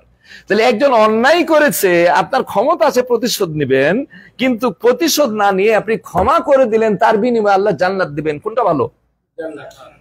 তারপরে যদি মনে হয় না না আজকে ভালো খাবারটা দেয়নি এহসান ভাইয়ের ক্যাটারিং থেকে, এইটা ছাড়াছাড়ি নাই, আপাতত আল্লাহর হস্তে বাংলাদেশ, এই সৌদি আরবে মুখ বন্ধ করে রাখেন। বাংলাদেশে গিয়ে তখন দুটা বেশি করে কথা বলে নিয়েন, রাগটা ঝেড়ে নিয়েন। কিন্তু হজ করতে এসে যদি আপনি রাগারাগি করেন, ফাল্লা রাফাসা ওয়ালা ফুসুকা ওয়ালা জেদালা, এখানে কোনো অশ্লীল কথা বলা যাবে না, কোনো রাগারাগি করা যাবে না, কোনো কি ঝগড়া বিবাদ করা যাবে না। এইরকম কানে কথা আসে, আরে এই আমাদেরকে হজ করতে নিয়ে এসছে, আমাদের খাবার ভালো দিচ্ছে না, বা আজকে একটু এটা ত্রুটি হয়েছে, আর বলে কথা বললে বললেন কি গীবত হয়ে যায়। এরকম সমালোচনাও হয়। নাউজুবিল্লাহ। আপনার যদি আজকে খাবারটা একটু কম ভালো লাগে, ভালো হয়নি আজকে ধরে নিলাম, ওই খাবারটাই আপনার মায়ের পেটে যখন 4 মাস ছিলেন, আজকের খাবারটা আপনার ভালো হবে না, ওটা লিখাই ছিল, ওইভাবেই আসবে, পরিবর্তিত হওয়ার কোনো সুযোগ নাই। তা আমরা যদি তকদিরের উপর ঈমান রাখি, তাহলে খাবার নিয়ে কোনো মুসলমানকে কোনো কথা বলবে না।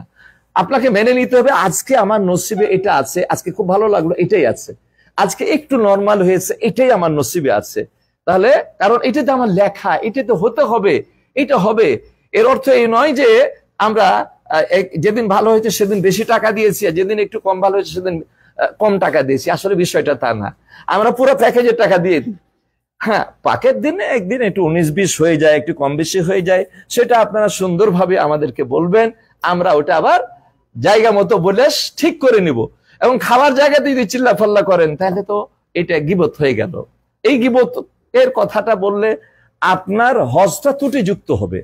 এই জন্য আপনাকে বললাম, আপনার রাগ থাকলে বাংলাদেশে গিয়ে ঝাড়িয়েন, অসুবিধা নাই, কিন্তু রাগ যতটুকুন আপনার ক্ষতি করেছে অতটুকুন যদি আপনি প্রতিশোধ নেন, এটা জায়েজ। একটু বেশি হয়ে গেলে আবার আপনি গুনাহগার হয়ে যাবেন। এটাও কোরআনের কথা বললাম আপনাকে। সম্মানিত উপস্থিতি, তাহলে মদিনা যখন গেলাম, প্রথমে আমি রাসূলের কবর জিয়ারত করার জন্য আমার শরীয়ত সম্মত হয়ে গেল। 2 নম্বরে বাকি গারকাদ কবরস্থান আমরা শরীয়ত সম্মত হয়ে গেল। 3 নম্বরে আপনি যাবেন শুহাদায়ে উহুদ। আপনারা উহুদের ইতিহাস জানেন। রাসূলের একটা নির্দেশকে অবমূল্যায়ন করার কারণে বা মূল্য না দেওয়ার কারণে যুদ্ধের পট পরিবর্তন হয়ে গেল, তাই না? 70 জন সাহাবী শহীদ হয়ে গেলেন। এই 70 জন সাহাবীকে যেখানে দাফন করা হয়েছে ওটা একটা বাউন্ডারি করা আছে, ঘেরা, আপনারা দেখে আসছেন। না, আপনারা তো জাননি মদিনা, এটা তো মদিনার ব্যাপার। তো এখানে দাফন করা হয়েছে, এখানে আপনি জিয়ারত করতে পারবেন। জিয়ারত করতে গিয়ে শুধু ওই কবর জিয়ারতের যে দোয়াটা পড়েন ওইটুকুনি দোয়া করবেন। আর বেশি ওখানে কিছু 70 জন সাহাবী, জান্নাতি সাহাবী শহীদ হয়েছেন, এদের কাছে কিছু চাওয়ার কোনো সুযোগ নাই। আপনি যে যারই কবর জিয়ারত করতে যান, যেন বাবা মার কবর আপনি জিয়ারত করতে পারবেন, বা বাবা মার কবরের সাথে আরো যারা কবর আছে এই কবরগুলো আপনি জিয়ারত করতে পারবেন। আপনি কিছু পাওয়ার জন্য না, তাদেরকে কিছু দেওয়ার জন্য। আর আপনার উপকারটা কি হবে?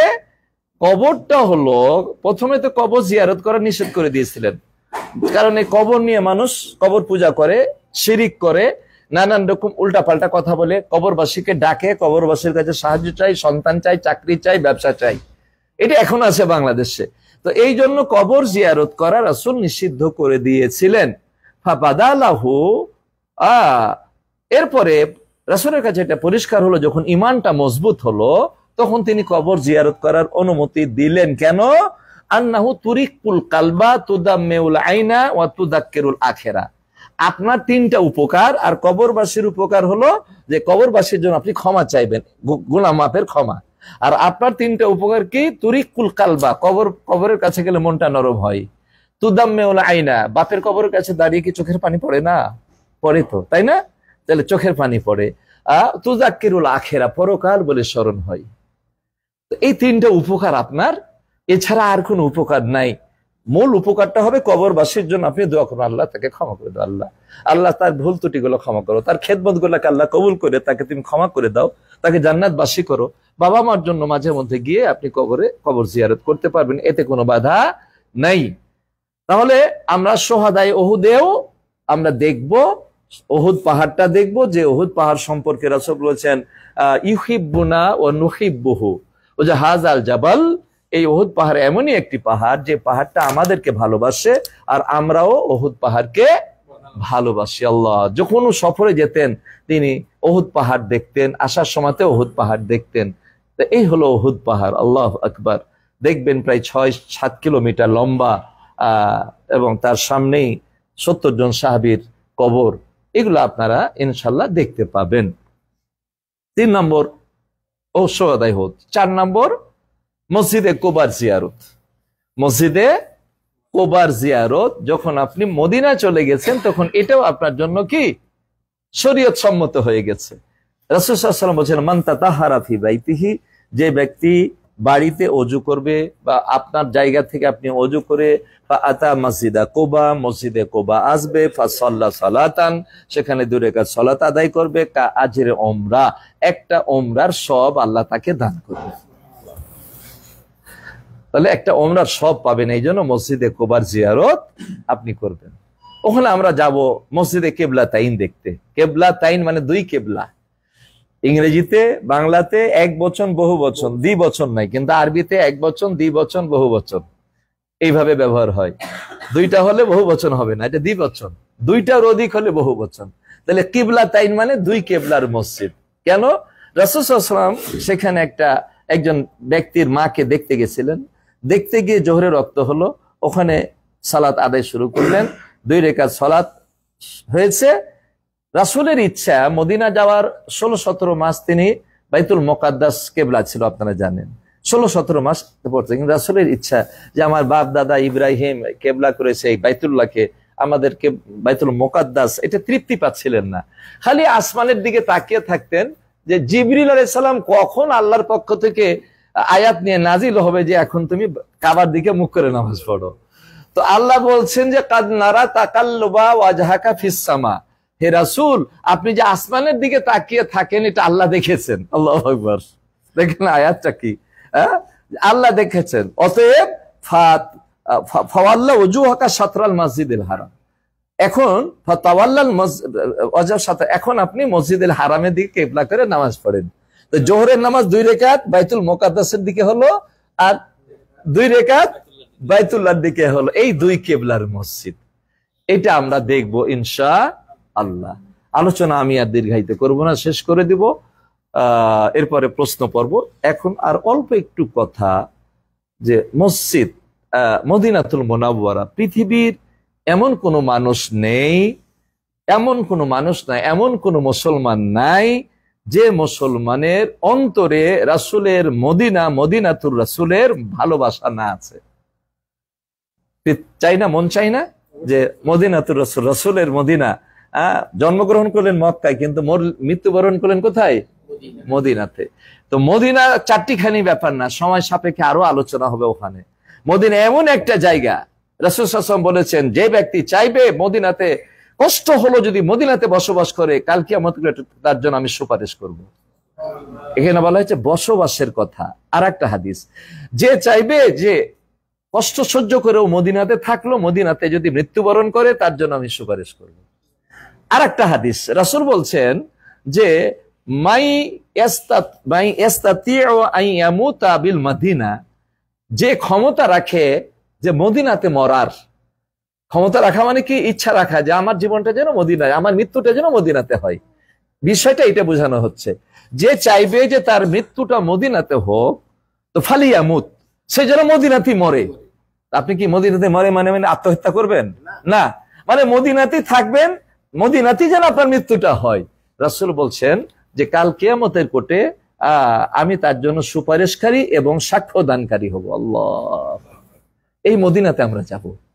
তাহলে মদিনাটাও চারটিখানি ব্যাপার নয়, অনেক আরো ফজিলত রয়েছে মদিনার। রাসূল দোয়া করছেন, আল্লাহুম্মা হাব্বিব ইলাইনাল মাদিনাতা কা হুব্বিনা বিমাক্কাতা আও আশাদ্দা। হে রব, তুমি আমাকে মদিনার ভালোবাসা আমার অন্তরে সৃষ্টি করে দাও। আমাদের অন্তরে বলছে, আমার অন্তরে বলেনি, কিন্তু ভাষাটা বুঝছেন, বহু বচন ব্যবহার হয়েছে, তাই না? আমাদের বলতে কে? রাসূল। আমরা শামিল হয়ে গেছি না? আল্লাহু আকবার।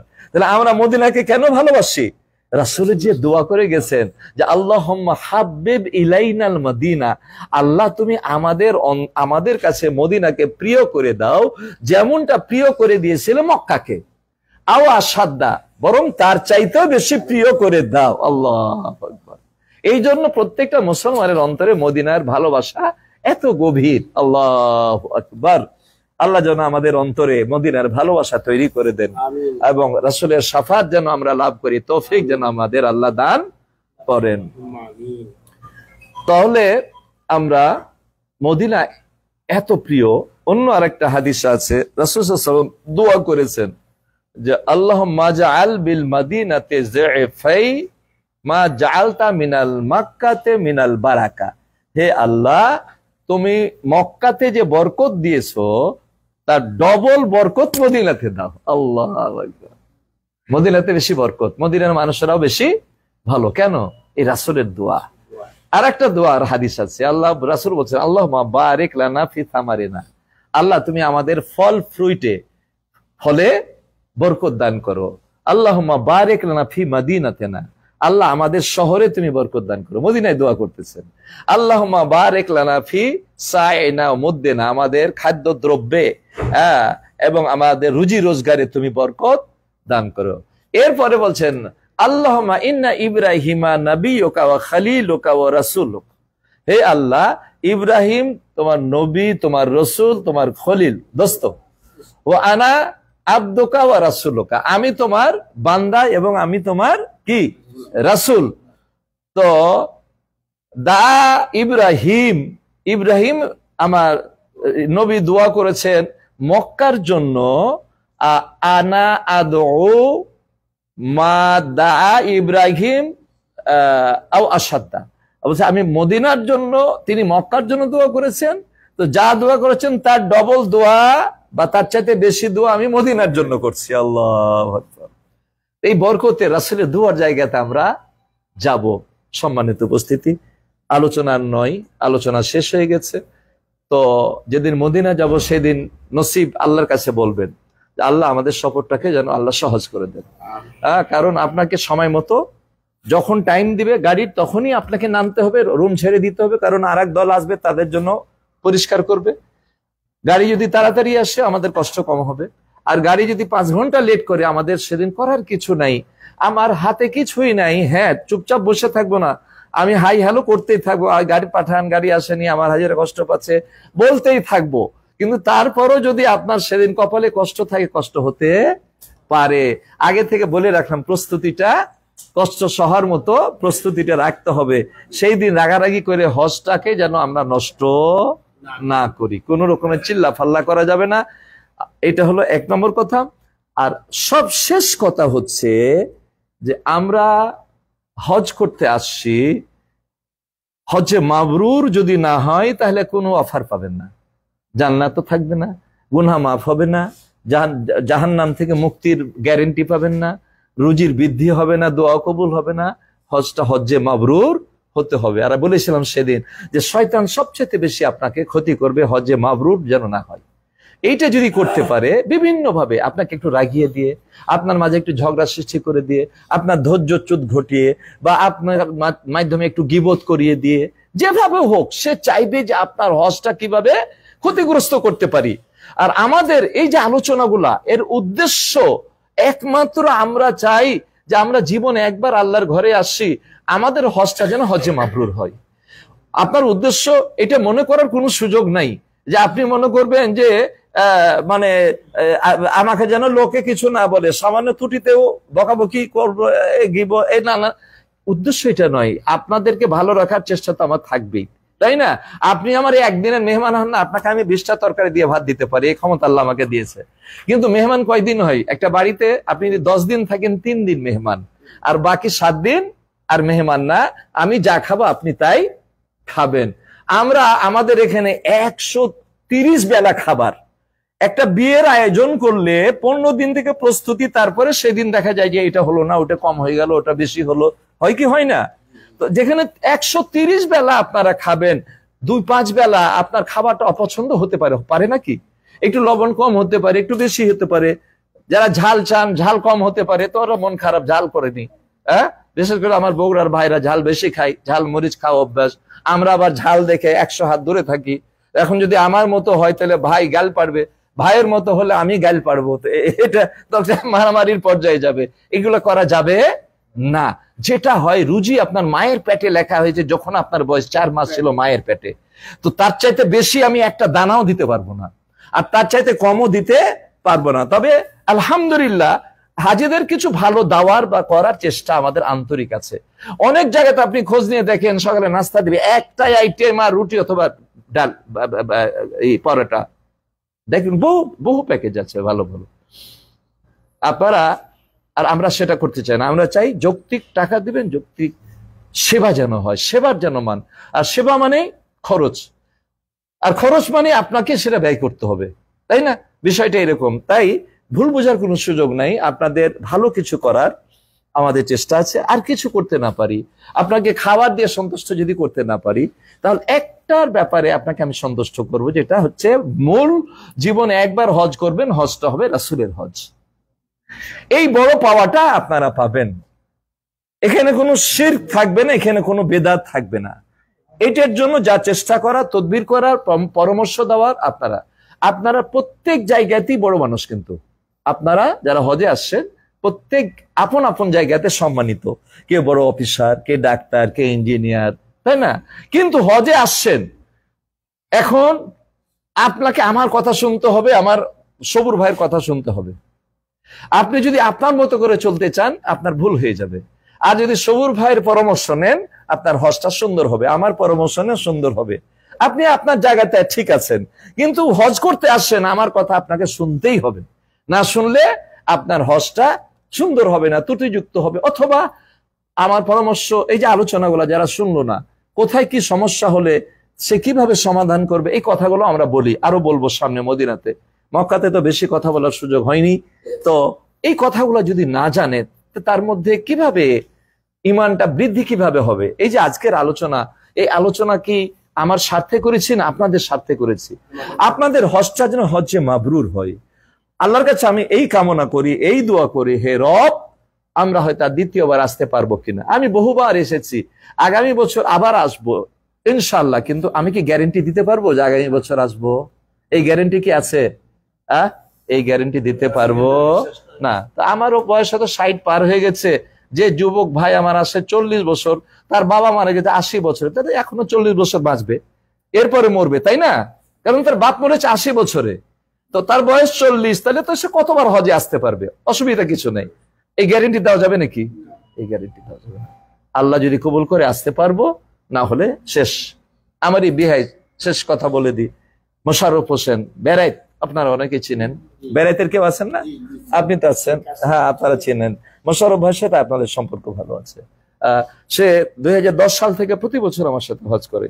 আগে 3 বার করেছে, 3 বার করার পর আমার সাথে যখন 10 সালে করে বলে যে এরকম সেবা আমি 3 বারে কোথাও পাইনি। শুধু তিনি হজ করেন না, 1 বছর তিনি বেড়াইত থেকে 80 জন পর্যন্ত আমাকে হাজির দিয়েছে, একটা এলাকা থেকে। পুরো বেড়াইতটা মোটামুটি আমার কাছে যেন চলে আসে এরকম। না না, ঢাকা বেড়াইত, হ্যাঁ 1212। তো তিনি এবারও হজে আসবেন খালি ছটপট করেছেন, কিন্তু পারিবারিক কোনো কারণে আটকে গেলেন, পারলেন না। হঠাৎ করে বুকে ব্যথা উঠলো, হাসপাতালে নিয়ে যাওয়া হলো, লাইফ সাপোর্ট দেওয়া হলো, লাইফ সাপোর্ট কবুল করলো না, তার আগে দুনিয়া থেকে বিদায় হয়ে গেছে। বাড়ি থেকে বের হলো, আর হাসপাতালে 3 ঘন্টার মধ্যে সে দুনিয়া থেকে বিদায় হয়ে গেছে। অথচ যখন এই বছর কড়াকড়ি করার কারণে আপনারা হাজরা আসওয়াদে চুমা দিয়েছেন, 10 বছর হজ করে মানুষ হাজরা আসওয়াদে চুমা দিতে পারে না অনেকে, কিন্তু এটা আপনাদের নসিব, ভালো ভাগ্য। সরকার জটিলতা করেছে হাজিদের কল্যাণের জন্য, না হলে তো আপনারা চুমা দিতে পারতেন না। এই খবরটা উনি শুনে আফসোস করেছেন, হাই হাই আমি কি করলাম, আমি বাড়িতে বসে আছি, আমি যদি এবার হজে যেতাম 2 বার অন্তত চুমা দিতে পারতাম হাজরা আসওয়াদে। কিন্তু সেই সুযোগ কি আর আছে? না। সেই ভাইটা আমার আপন বিহাই, সে ভাইটা এমপি রহমতুল্লাহর আত্মীয়, মানে মোশাররফ ভাইয়ের মেয়ে বোন আর এমপি রহমতুল্লাহর স্ত্রী, তাহলে বিয়ে, তাহলে কত আপন, তাই না? তো কি আর বলবো আপনাদের, তিনি বিদায় হয়ে গেছেন। আমরা কখন বিদায় হয়ে যাব? যে কোনো সময় আপনার মৃত্যু চলে আসতে পারে, মালাকুল মউত আসবে। অতএব হজে আসছি, আমি যা ছিলাম বাংলাদেশে, মকবুল হজের একটা লক্ষণ আগে যা ছিল পরে তার চাইতেও উন্নত। আগে নামাজের গাফলতি ছিল, হজ করে যাওয়ার পরে আর নামাজে গাফলতি হবে না। এই মুখ দিয়ে আগে মিথ্যা কথা বের হতো, গালিগালাজ বের হতো, ফাহিশা কথা বের হতো। হাজরা আসওয়াদ চুমা দিয়েছে, এই মুখ দিয়ে আর আমার কোনো খারাপ কথা বের হবে না। এই পা দিয়ে আমি তওয়াফ করেছি আল্লাহর ঘর, যেটা সবাই করতে পারে না, আল্লাহ আমাকে কবুল করেছেন। এই পা দিয়ে আর কোনো খারাপ কাজের দিকে যাওয়ার কোনো সুযোগ নাই। তারপরে আরেকটা শিক্ষা নিয়ে যেতে হবে, আপনার সমস্ত আমলের মূল হলো সালাত, নামাজটাকে ঠিক করে নিয়ে যেতে হবে। বাংলাদেশে 90% মসজিদে রাসূলের সালাত হয় না, এটা একটু ইঙ্গিত দিলাম, আপনারা দেখবেন রাসূলের সালাত কিভাবে আদায় হচ্ছে। কারণ ইসলামের জন্ম মক্কা মদিনাতে, এই মক্কা মদিনা থেকে আপনার ইসলাম শিখে যেতে হবে। কিন্তু বাংলাদেশের অনেক আলেম বলে এ কাবা ঘরের ইমামেরা নাকি শরীয়ত বুঝে না। কি বলবেন, আস্তাগফিরুল্লাহ বলবেন না নাউজুবিল্লাহ বলবেন? ওরা তো আলহামদুলিল্লাহ বলে, যে আমাদের আলেমের অনেক বড়, কাবা ঘরের ইমাম শরীয়ত বুঝে না, কখন কসর করতে হবে আর কখন কসর করতে হবে না এটা নাকি এরা বুঝে না। এই জন্য এরা হজ করতে গিয়ে একবারে আরাফার ময়দানেও রাসূলের সুন্নাতকে জবাই করে। রাসূল জোহর আসরে একসঙ্গে পড়েছেন, এরা আপন আপন ওক্তে পড়ে, রাসূলের সুন্নাত দিয়ে হজ হয় না তাদের। এর মধ্যে কোনো রকমের সন্দেহ নাই। কিন্তু আলহামদুলিল্লাহ সুম্মা আলহামদুলিল্লাহ, আমাদের ইসলাম বিরোধী কোনো কাজের সাথে কোনো আপোষ নাই, শিরিক বেদাতের সাথে কোনো আপোষ নাই। রাসূল যেটা করেছেন সেটাই আমরা করব, এই গ্যারান্টি আপনাদেরকে আমরা দিতে পারবো, অন্য কিছু দিতে পারি আর না পারি। হে রব, তুমি আমাদের হজটাকে হজে মাবরুর হিসাবে কবুল করে দিও। এই হজের মাধ্যমে আমাদের জীবনের সব অপরাধ ক্ষমা করে দিও। এই হজের মাধ্যমে জান্নাত আমার জন্য নিশ্চিত করে দিও আমাদের জন্য। এই হজের মাধ্যমে জাহান্নাম থেকে পরিত্রাণের সার্টিফিকেট তুমি আমাদেরকে দিয়ে দিও। হে রব, আরাফার ময়দানে না নিয়ে গিয়ে হজ পরিপূর্ণ করে দেশে যেতে পারি, আল্লাহ এই তৌফিক তুমি আমাদেরকে দান করিও। এবং হজ করতে এসে অনেকের সাথে আমরা ঝগড়া করেছি, বিবাদ করেছি, কষ্ট দিয়েছি, গীবত করেছি, অন্যের সমালোচনা করেছি, না বুঝে করেছি, আল্লাহ তুমি এগুলা ক্ষমা করে দিও। আল্লাহ তুমি যদি ক্ষমা না করো, দুনিয়াতে আর কেউ ক্ষমা করার নাই।